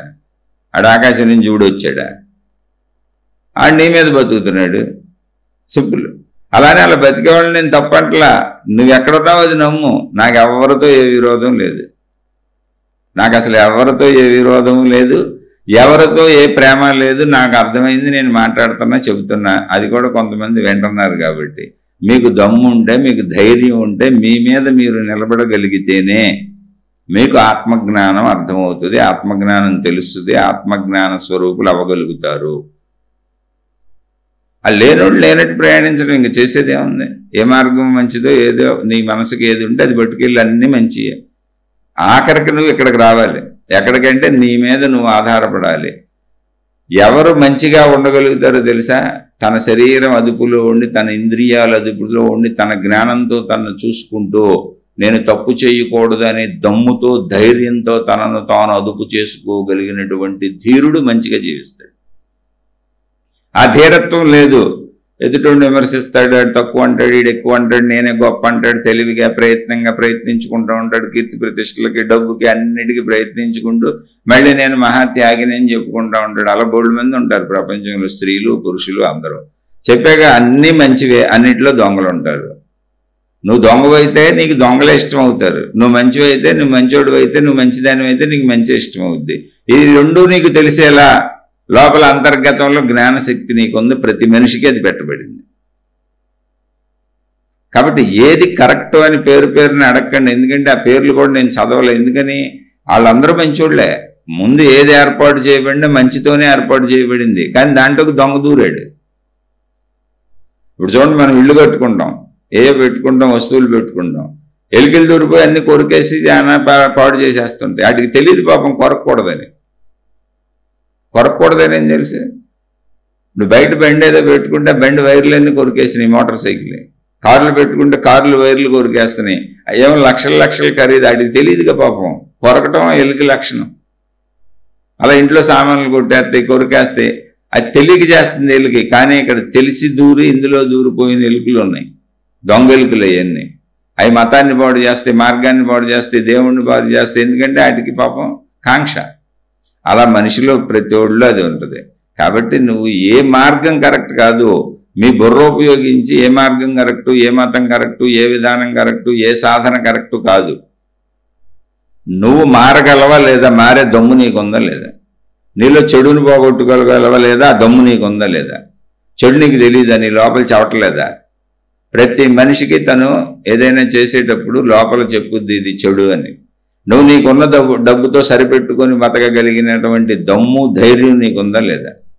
లాలస, నా డబ్బు సరిపోవట్లేదండి, పక్కోటి డబ్బు కావాలండి, ఎంత వచ్చినా సరిపోవట్లేదండి, దేవుడు గారు మాకు సాయం చేయండి, బెచ్చం ఎత్తుకోవటమే. దమ్ము లేని దాని ధైర్యమే లేదు. మొత్తం చక్రవర్తి, ప్రపంచాన్ని ఏలేటువంటి చక్రవర్తి, మొత్తం రాజ్యం ఒక మాట కోసం విశ్వామిత్రుడికి ఇచ్చి పారేశాడు. వెళ్ళి కాటికాపర ఉద్యోగం చేశాడు, భార్యా పిల్లల్ని ఎవరికి అమ్మేసి ఆ డబ్బులు కూడా ఇచ్చేశాడు. సత్యహరిశ్చంద్రుడు అనే ఒక ధైర్యవంతుడు, ధీరుడు, ఇంతకే ఇవ్వక్కర్లా, మాట చెప్పాడు. 7 సార్లు చెప్పాడు విశ్వామిత్రుడు, ఎందుకయ్యా అయిపోయింది కదా, ఇవ్వలేనని చెప్పు, నీ అన్ని నీకు తిరిగి ఇచ్చేస్తాను అని. ఇవ్వలేనని నేను ఎందుకు చెబుతానండి, వన్స్ మాట ఇచ్చినాక తప్పేది లేదు, చచ్చే వరకు మీకు డబ్బు కడతానే ఉంటా, ఏదో పని చేశాను. కాటికాపర ఉద్యోగం చేసి డబ్బు కడుతున్నాడు ఆయనకి. దమ్ము అంటే అది మాట కోసం నిలబెట్టడం. అలాగే నాకు వచ్చిన డబ్బుతో నేను బతకడం, నాకున్న భార్యా పిల్లలతో సుఖంగా ఉండటం, నాకున్న తెలివి, నాకున్న శరీరం, నాకున్న ప్రజ్ఞతో నేను బతకడం దమ్ము, అది ధైర్యం. అది పిరికి సన్నాసులు, పిరికోళ్ళు అందరూ కూడా పక్కోళ్ళ డబ్బులు వాళ్ళే మోసం చేసి, వీళ్ళని మోసం చేసి, వాళ్ళని లాక్కొని, వీళ్ళంతా ఎవరో దమ్మున్నోళ్ళు కాదు, పిరికోళ్ళు. తమకున్న దానితో బతకలేరు, జ్ఞానధైర్యం లేదు. అజ్ఞానులు, అజ్ఞానమైనటువంటి స్త్రీ పురుషులు పక్కోళ్ళని చూసి ఏడుస్తూ ఉంటారు, ఎప్పుడు పక్క చూపులు చూస్తారు. అసలు ధైర్యంగా దమ్ముగా బతికేవాడు పక్కవాడి అంకే చూడండి. ఎవరైతే మనకేంటి, పక్కన సృష్టి వాళ్ళకి అవకాశం ఇచ్చింది, సృష్టి నాకు అవకాశం ఇచ్చింది. నేను సృష్టిని గౌరవిస్తా, సృష్టి శక్తిని గౌరవిస్తా, అనంత విశ్వశక్తిని గౌరవిస్తా. గౌరవించినప్పుడు ఆడేవాడి మీద పడి నేను ఎందుకు ఏడుస్తాను, ఎవరి మార్గం అవదే. నేను ఏడ్చానంటే అర్థం ఏంటి, వాళ్ళని మోసం చేయాలంటే అర్థం ఏంటి, నేను విశ్వశక్తి నిర్ణయాన్ని తప్పుపడుతున్నా. నేనే ఆ విశ్వశక్తిని. దమ్ము ధైర్యం అంటే అది. మంచిగా బతకాలంటే ధైర్యం కావాలండి, దమ్ము కావాలండి, జ్ఞాన ధైర్యం. అలానే దానికి ఏముందండి, మనకు వచ్చిన డబ్బులతో మనకున్న దాంట్లో సరిపెట్టుకు బతకటమేగా. ఎందుకు అంత పెద్ద ఏముంది యుద్ధం అందులో, ఎంత ధైర్యం కావాలి, ఊరిని ఆలోచించండి. మనసును ఆపుకు చావలేక, కోరికలను ఆపుకు చావలేక, గుణాలను ఆపుకు చావలేక, చెడు గుణాలు పోగొట్టుకు చావలేక మనుషులందరూ రకరకాలుగా చేస్తూ ఉంటారు. మనం ఎందుకు ఆపుకోలేం, జ్ఞానంతో ఎందుకు ఆపుకోలేం, ట్రై చేయండి, చక్కగా ఆపుకోగలం. చెడు చేయకుండా ఉండలేమా, మనకున్నదాంతో సంతృప్తిగా ఉండలేమా, పక్కవాళ్ళని ఎవరిని పోల్చుకొని ఏడవాలా, ఏం పని మనకి. మనకంటే భిక్షకుడు రైటు, వాడికి లేదు కాబట్టి అయ్యా 1 రూపాయి ఇవ్వండి అని అడుగుతున్నాడు. మనకు అన్నీ ఉండి నిత్యం అడుక్కుంటానే ఉంటాం, అందరినీ స్నేహం పేరుతో అడుక్కుంటాం, సహాయాలు చేయండి అని. ఏదో ఒకటి మోసం పేరుతో ఎత్తుకే పోతాం. ఇంకా అడుక్కునేవాడు కంటే దారుణం ఇది. అన్యాయాలు, అక్రమాలు ఎందుకండి ఇవన్నీ. జ్ఞానధైర్యాన్ని పెంచుకోండి. ఏ మతమైనా పర్వాలా, ఏ మార్గమైనా పర్వాలా, ఏ సాధన అయినా పర్వాలా, మీలో మంచి గుణమార్పు. మీ మీద మాత్రమే మీరు ఆధారపడి, మీ మానసిక బలంతో, మీ శారీరక బలంతో, మీకున్నటువంటి కుటుంబిక బలంతో, మీకున్న ఆర్థిక బలంతో, ఏదుంటే దాంతో మీరు సంతృప్తిగా హాయిగా జీవించండి. మిమ్మల్ని మించిన హీరో లేడు, మిమ్మల్ని మించిన హీరోయిన్ లేదు. మీ జీవితానికి మీరే హీరో, మీ జీవితానికి మీరే హీరోయిన్. పక్క చూపు చూశారు అంటే మీరు పిరుకోళ్ళని అర్థం. ఆశ తీరలేదు, కోరిక తీరలేదు అని అర్థం. పక్క చూపుతో మీకేం పని అసలు. సృష్టి ఎవరికి ఆఫర్ ఇచ్చిందో, ఎవరిని ఎక్కడ పెట్టిందో వాళ్ళు అక్కడ ఉంటారు, అంతే సింపుల్. సృష్టి శక్తిని, విశ్వశక్తిని, దైవశక్తిని గౌరవించడమే భక్తి, గౌరవించడమే ఆధ్యాత్మికత. గౌరవించడం అంటే ఏంటి, మనం ఎక్కడుంటే అక్కడ మన ప్రయాణం ధర్మంగా చేయడమే. అన్ని మార్గాలు మంచి, అన్ని మతాలు మంచియే, కానీ అన్నింట్లోనూ దొంగలు ఉన్నారు, జాగ్రత్త. ఇదేంటండి, ఏదో ఒకటి చెబుతారు, మిగిలినటిని తిడతారు అనుకుంటే ఇదే కరెక్ట్ అంటారు, మిగిలినన్ని తప్పు అంటారు అనుకుంటే మళ్ళీ ఎలా చెప్పారు ఏంటంటే అంటే నేను ముందే చెప్పే ఆదిలో అసలు మతమే లేదు, మనిషి ఉన్నాడు. మీరు ఎత్తుక్కుంటే వెనక్కి వెళ్ళిపోండి. మానవ జాతి ఉంది, కులాలు, మతాలు, పేర్లు, జాతులు అన్ని గుర్తింపు కోసం మాత్రమే. ఆఖరికి మతాల వేషధారణలు, ఆచారాలు, సాంప్రదాయాలు, రంగుల బట్టలు, రకరకాల అన్ని గుర్తింపు కోసం మాత్రమే. మేము ఫలానా అని గుర్తింపు కోసం మాత్రమే, చావటం కోసం మాత్రమే. కానీ సత్యం ఏంటంటే మనిషి, మానవ జాతి. ఇప్పుడు ఏది తప్పని చెప్పను? మనిషి పెట్టుకున్నాడు తనకి ఇష్టమైన రకరకాలు. ఎందుకు ఇంకోండి నాకేం పైన ఒకటి తప్పు ఒకటి రైట్ అని చెప్పడానికి? నాకు సత్యం అర్థమైందిగా. మొత్తంగా సత్యం మానవ జాతి, ఇంకా మొత్తంగా సత్యం ప్రకృతి మొత్తం. మానవ జాతి అలాంటిదే, వృక్ష జాతి అలాంటిదే, జంతు జాతి అలాంటిదే, జడ పదార్థములు అలాంటివి, అన్నింటిలో ఉన్న విశ్వశక్తి ఒకటే. ఇది అల్టిమేట్ ఆఖరి సత్యం. ఆ ఆఖరి సత్యాన్ని తెలుసుకుంటే అదే ఆత్మజ్ఞానం, అదే నువ్వు. నీకు భిన్నంగా అది లేదు, దానికి భిన్నంగా నువ్వు లేవు, ఉన్నదంతా ఒకటే. ఈ సత్యం అర్థమైనాక ఉన్నదంతా ఒకటే అయితే మళ్ళీ నేను ఎవరిని తిట్టినాం? ఒక చెట్టు ఎదిగింది, పెద్దదైంది, కొమ్మలు, రెమ్మలు, ఆకులు, పువ్వులు, కాయలు రకరకాలుగా ఉన్నాయి. ఇప్పుడు అది తెలిచాక ఇదంతా నేను చెట్టు అనక ఆకులు, కొమ్మలు, రెమ్మలు వచ్చి ఏది కరెక్ట్ అని అడిగితే ఆకు వచ్చి నేను కరెక్టా, కొమ్మ వచ్చి నేను కరెక్టా, పువ్వు వచ్చి నేను కరెక్టా, కాయ వచ్చి నేను కరెక్టా? అసలు ఎవరు కరెక్ట్? మిగిలిన తప్పులు కదా అంటే కానే కాదు, మొత్తం కలిసి చెట్టు. సింపుల్ అంతే. అలాగే ఎవరు ఎన్ని చేసినా అన్నీ ఏర్పడింది ఒక అంతిమ గమ్యాన్ని తెలుసుకోవటానికి, అంతిమ గమ్యాన్ని చేరుకోవటానికి. అదే ఆనందత్వమే నువ్వు. ఈ లోపల 100 సంవత్సరాలు ఇక్కడ బతకాలి కాబట్టి బతికేటప్పుడు మంచిగా బతకాలి. ఫస్ట్ పాయింట్, బేస్ పాయింట్ అది. అలా నిన్ను మార్చగలిగిన ఏదైనా కరెక్టు, నీకు అంతిమ సత్యం వైపు నిన్ను నడిపించగలిగిన ఏదైనా కరెక్టు. ఎటైతే అటు వెళ్ళు. కానీ అన్నింటిలోనూ దొంగలు ఉన్నారు, జాగ్రత్త. మళ్ళీ ఏమైనా సందేహం ఉంటే అడగండి, తప్పకుండా చెబుతాను. నేను ఇలాగే చెబుతాను, నాకు ఇలా అర్థమైంది. ఎందుకంటే నేను ఇక్కడ ఉన్నాను, నా మానసిక స్థితి ఇక్కడ ఉంది, నా ఆలోచన సరళ ఎలా ఉంది. నీ మీద నువ్వు ఆధారపడటమే జీవితము. చూడండి, ఇప్పుడు వాస్తు మీద ఆధారపడ్డావు. నేను వాస్తు నేను తప్పు అంటలా, ఊరిని అన్నానని నేను అనుకోబాకండి, నేను వాస్తుకు విరోధము కాదు. అప్పుడు ఏమైంది? గోడలు పగలగొట్టి, కిటికీలు పగలగొట్టి ఏదో శక్తి ఉంది అనుకుంటున్నావు, నీ మీద నీకు ఆధారత లేదు. అలాగే వెళ్ళి పేర్లు అక్షరాలు బాగోలేదంటే ఎవడో పేర్లు, అసలు పేరే గుర్తింపు కోసం రా నాయన అంటే పేర్లు అక్షరాలు మార్చుకుంటానంటావు. ఇప్పుడు సెల్ ఫోన్లో అక్షరాలు మార్చాలంటున్నారు, నెంబర్లు బాగోలేదు, ఆ నెంబర్ల కలయికను బట్టి నీ అదృష్టం దురదృష్టం అంటున్నారు. ఇంకా నువ్వు ఉన్న కొందికి బలహీనుడు అయి నువ్వు ఏది ముట్టుకుంటే అక్కడ అది కాలిపోయేలా చేస్తున్నారు నిన్ను. నీకు నువ్వు భయపడిపోయాలా? ఇంకేముంది? నువ్వు ఇప్పుడు ఏం చేయాలి? రేపు పొద్దున ఆధార్ కార్డు నెంబర్లకు చెబుతారు, సెల్ ఫోన్ నెంబర్లకు చెప్పిన వాళ్ళు ఆధార్ కార్డు నెంబర్లకు చెప్పరా, పాన్ కార్డు నెంబర్లకు చెప్పరా, నీకు ఇంటికి సర్వీస్ కరెంట్ నెంబర్లకు చెబుతారు. అన్నింటికి నెంబర్లకే ఉండి చచ్చేది. కార్ నెంబర్లు అన్నిటికీ నెంబర్లే. చిత్రమైన విషయం ఏంటంటే అసలు నెంబర్లు కనుక్కుంది మనిషి, నెంబర్లు లేవు. నెంబర్ల ఉపయోగం కోసం మనిషి కనుక్కున్నాడు. ఈ చిన్న పాయింట్ ఉపయోగిస్తే అది నెంబర్లు నిన్నేం చేస్తాయి? అలాగే ఏదో బతకడానికి ఇల్లు కట్టుకున్నాం, ఆ వాస్తు ఏం చేస్తుందండి? అసలు రాళ్ళకి ప్రాణం ఉందండి, గోళ్ళకు ప్రాణం ఉందండి, ఏమన్నా అర్థం ఉందండి? వాస్తు అంటే ఏంటి? చక్కగా గాలి రావడానికి, చక్కగా వెంటిలేషన్ ఉండడానికి, చక్కగా సూర్యరశ్మి ఇంట్లో పెడితే పురుగు పుట్ర అవన్నీ కూడా బ్యాక్టీరియా చచ్చిపోతాయి. చక్కగా గాలి వస్తే ఇంట్లో ఉన్నటువంటి వాతావరణం హాయిగా ఉంటుంది. ఎందుకని ఎప్పుడు గాలి వెలుతురు ఇవేగా మన బతికించేది, పంచిపోతారు. దానికి ఏదో చెప్పారంటే అన్ని అడ్డాలు ఎట్టేసుకోబాకంటే తెలియకో ఇల్లంతా సామాన్లు పేర్చుకొని కూర్చుకొని ఆ గాలిలో రాకుండా చేస్తారు. ఇక్కడ కిటికీలు పెట్టుకోండి, ఇక్కడ ఇవి పెట్టుకోండి, అక్కడ అవి పెట్టుకోండి అని వాతావరణ పరిస్థితులకు తగ్గట్టు చెప్పారు తప్ప ఏది ఎటు పెట్టినా నీకు వచ్చిన నష్టమేం లేదు. అది ధైర్యం, నీ మీద నువ్వు నిలబడటం. నాకు ఆ ధైర్యం లేదండి, నేను అలా ఉండలేనండి, నేను పిరుకోడినండి అంటే నీకు ఆశ, దురాశ, కోరిక, అత్యాశ ఉండి నేను బాగా బాగుపడిపోవాలి, బాగుండాలి, నాలో చెడు పోగొట్టుకొని కానీ నాకు అంతా మంచి జరగాలన్నప్పుడు నువ్వు ఇంక అన్నీ నమ్ముతావు. రేపు ఆధార్ కార్డు నెంబర్లకు కూడా పెడతారు. అప్పుడు ఆధార్ కార్డు నెంబర్ మరి గవర్నమెంట్ మార్చదుగా, నీ పేరుల అక్షరాలు అయితే నువ్వు మార్చుకున్నావు. PAN card number, Aadhaar card number, current service number, ఇంకే నెంబర్లు ఆ నెంబర్లు గవర్నమెంట్ ఇచ్చినవన్నీ నేను మార్చుకుంటానన్నావు అనుకో, గవర్నమెంట్ మార్చదుగా. అప్పుడు ఏమైంది? భయంతో చచ్చిపోతావు రోజు. మంచి నెంబర్లు వచ్చిన వాళ్ళు ఆనందంగా ఉంటారు, చెడ్డ నెంబర్లు వచ్చిన వాళ్ళు దుఃఖంగా ఉంటారు. ఇప్పుడు నాకు కలిసి రావట్లేదు బాబు అని ఆధార్ కార్డు నెంబర్లు మార్చుకోవడానికి మళ్ళీ మేము వెళ్ళి ఇప్పుడు ప్రభుత్వం మీద స్ట్రైకులు, ధర్నాలు, లేకపోతే లంచాలు ఇచ్చి ఎవరన్నా ఆఫీసర్లను అడిగి ఏమంటే మాకు ఇంకో నెంబర్ అలాట్ చేసే అవకాశం ఉందా? ఈ ప్రయత్నాలు అడ్డదారులు మొదలెడతాం. ఇలా సర్వభ్రష్టత్వమే. ఇలా రేపొద్దున ఇంకా కొత్త చేంజెస్ చేసి ఇంకా కొత్తవి వచ్చినాయి అనుకోండి, మళ్ళీ వాటి మీదకి వచ్చేస్తారు. ఎందుకంటే వాటి మీద బతుకుతారు వాళ్ళు పనులు చేయరు. వృత్తి వ్యాపార ఉద్యోగాలు అందరిలాగా చేయరాళ్ళు. ఇవే వృత్తులు, ప్రజల్ని మోసం చేయడమే వృత్తి. అందులో నేను భయకంపితులను చేయడమే వృత్తి. ఆ భయకంపితులను చేసి దాని మీద నువ్వు భయపడిపోయి వాళ్ళకి నువ్వు చెల్లించే ఫీజులే వృత్తి. అలా అంటే ఇప్పుడు నన్ను ఎవడొప్పుకుంటాడు? వాళ్ళందరూ నానాభూతులు తిడతారు, నన్ను దొరికితే కొడతారు కూడాను. ఎందుకని వాళ్ళు బతికేదే దాని మీదగా. కాబట్టి వాళ్ళని ఎవరిని అనాల్సిన అవసరమే నాకు లేదు. God is always right, universe is always right, nature is always right, energy is always right. తప్పు చేయటానికి ఒప్పు చేయటానికి ఎవరికి ఎంత అవకాశం సృష్టించిందో వాళ్ళు అంతవరకు చేస్తానే ఉంటారు. మోసం చేయటానికి మోసపోవటానికి ఎవరికి ఎంత అవకాశం ఇచ్చిందో సృష్టి వాళ్ళు అంతవరకు జరుగుతూనే ఉంటుంది. కానీ నీ జ్ఞానం నీ దగ్గర నీకు ఇవ్వబడింది. మోసం చేస్తావా, మోసపోతావా, ఏమీ చేయకుండా ధర్మంగా మంచిగా ఉంటావా అనే జ్ఞానం, విచక్షణ నీకు ఇవ్వబడింది.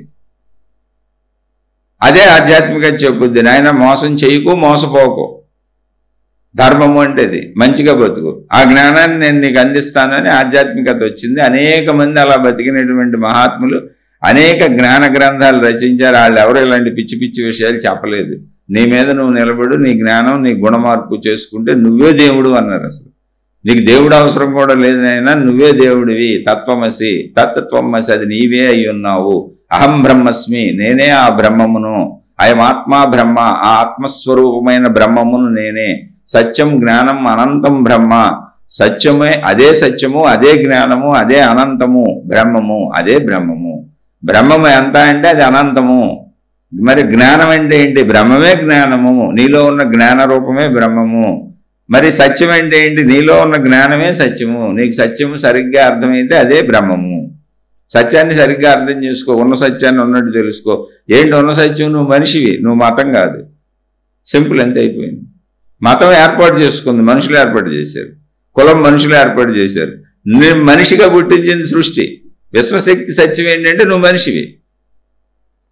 ఇప్పుడు విశ్వశక్తికి నీ కులం ఏంటో తెలియదు, నీ మతం ఏంటో తెలియదు, నీ జాతి ఏంటో తెలియదు, నీ దేవుడు ఏంటో తెలియదు. దానికి అవి నువ్వు పెట్టుకున్నావు.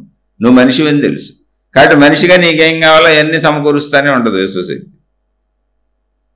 మనిషి నుంచి నేను విశ్వశక్తిని తెలుసుకుంటాను అంటే అవకాశం కల్పించింది విశ్వశక్తి. నీలో జ్ఞానాన్ని పెట్టింది. ట్రై చేయి, తెలుసుకో. నువ్వు విశ్వశక్తిలో కలిసిపోవచ్చు. నువ్వు నేను వేరువేరు కాదంది.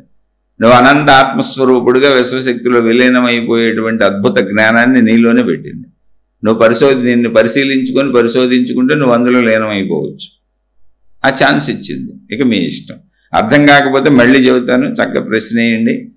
ఏదో ఒకదాన్ని తప్పు అంటడం అంటే ఏదో ఒకదాన్ని తప్పు అనడం, ఏదో ఒకదాన్ని ఒప్పు అనటం, ఒకదాన్ని సమర్థించడం, ఒకదాన్ని ద్వేషించటం, ఇవన్నీ కామన్ మనుషులు చేసే పనులు. జ్ఞానం అర్థం చేసుకుంటూ వెళ్ళిపోద్ది అంతే స్థితిగతుల్ని.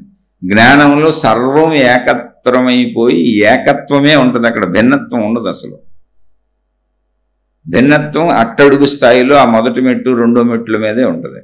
100 మెట్లు ఎక్కేసినాక జ్ఞానమే ఉంటుంది, ఇంకేం ఉండదు. మెట్లని ఉదాహరణ మాత్రమే చెప్పాను. అక్కడ మెట్లేం లేవు. అర్థం చేసుకుంటూ వెళ్ళే ప్రక్రియ. అలా అర్థం చేసుకుంటే ఒక మనిషి చిన్నపిల్లడుగా 6 నెలలు పుట్టినోడు పుట్టేటప్పుడు అక్కడే మలమూత్ర విసర్జనలు చేసుకుంటాడు. తప్పు అంటావా? తెలీదు. అందుకని తప్పని ఎవరన్నా తల్లిదండ్రులు వచ్చి క్లీన్ చేస్తారు. ఎన్నిసార్లు? కొన్ని వేల సార్లు క్లీన్ చేస్తారు. అక్కడి నుంచి కొంచెం ఎదిగినాక వాళ్ళే తిడతారు. ఎరా బాత్రూంలోకి వెళ్ళి పాస్ వేసుకోవచ్చు కదా, సన్నాసి ఇక్కడ పోస్తున్నాయండి.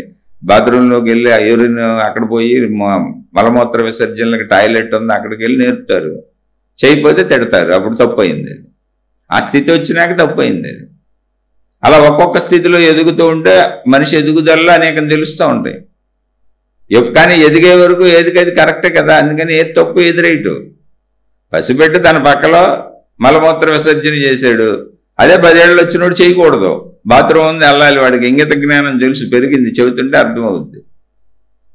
మళ్ళీ అదే వృద్ధాప్యం వచ్చేసి 90 ఏళ్ళు వచ్చి లేవలేక మంచం మీద ఉండిపోయి సిక్ అయిపోయి మలమూత్ర విసర్జన మళ్ళీ అక్కడే చేశాడు, మంచం మీదే చేశాడు. క్లీన్ చేస్తున్నారు. తప్పు అంటలేదే. అయ్యో వృద్ధులు అయిపోయారని సేవ చేస్తున్నారు. అప్పుడు అది తప్పు కాదు. మళ్ళీ పరిస్థితిని బట్టి విషయాన్ని బట్టి నువ్వు ఎదుగుతావు అంతే. తప్పులు లేవు, రైట్లు లేవు. ఎవడిష్టం వచ్చినట్టు అటు సాగని, నీ ఇష్టం వచ్చినట్టు నువ్వు సాగు. ధర్మంగా మంచిగా ఉండటమే ఏ స్థితిలో ఉన్నా. బేసిక్ పాయింట్ అది. జీవించినంతకాలం మంచిగా జీవించు. నీకు ఆసక్తి ఉంటే అసలు నేను ఎందుకు జీవిస్తున్నాను, నా పుట్టుకు కారణం ఏంటి, నా మరణానికి కారణం ఏంటి, అసలు నేను ఎవరిని అని తెలుసుకునే ప్రయత్నం చేయి. నువ్వు విశ్వశక్తివి, అనంత ఆత్మశక్తివి అని నీకే తెలుస్తుంది. నువ్వు ఏ దేవుణ్ణి పట్టుకొని వెళ్తున్నావో ఆ దైవత్వం నీలోనే ఉంది అని ఆ విశ్వశక్తి నీకు తెలియజేస్తుంది. శుభమస్తు. మరలా మరొక కొత్త శీర్షికతో కలుసుకుందాం. ఇలా ఎంతసేపు అయినా అనంతంగా చెప్పుకుంటానే ఉండొచ్చండి. ఎందుకంటే ఇది అయ్యే సబ్జెక్టు కాదు, పూర్తవదో. అది అనుభవం అయితే తప్ప, మనం అది అయిపోతే తప్ప మాట ఆగదు. మీరు గుర్తుపెట్టుకోండి, మాట వస్తున్నంతసేపు, మాట చెబుతున్నంతసేపు వాళ్ళ అనుభవాన్ని పొందలేదని అర్థం. అనుభవం పొందినోడు ఇక మాట చెప్పడు, ఆగిపోతాడు. ఎందుకని అందులో లీనమైపోతాడు. సముద్రంలో పడినటువంటి నీటి బొట్టుకి ఎంటిటీ ఉండదు. నీటి బొట్టు ఎక్కడుంది అని ఎంత ఎతికినా ఇంకా లేదు. కొన్ని నీటి బొట్టు పోయిందంటే కాదు, సముద్రం అయిపోయింది అంతే. దాని ఎగ్జిస్టెన్స్ లేదు. లేదా అంటే అనంతం అయిపోయింది. అందుకని మాట్లాడుతున్నంతసేపు నా బోటుగాడు, నేను అనుభవం పొందలేదు కాబట్టి మాట్లాడుతూనే ఉంటా, చెబుతానే ఉంటా. అయితే ఎందుకు చెబుతున్నావా అంటే అనుభవానికి ఇది నాకు ఉపకరిస్తుంది, సహకరిస్తుంది.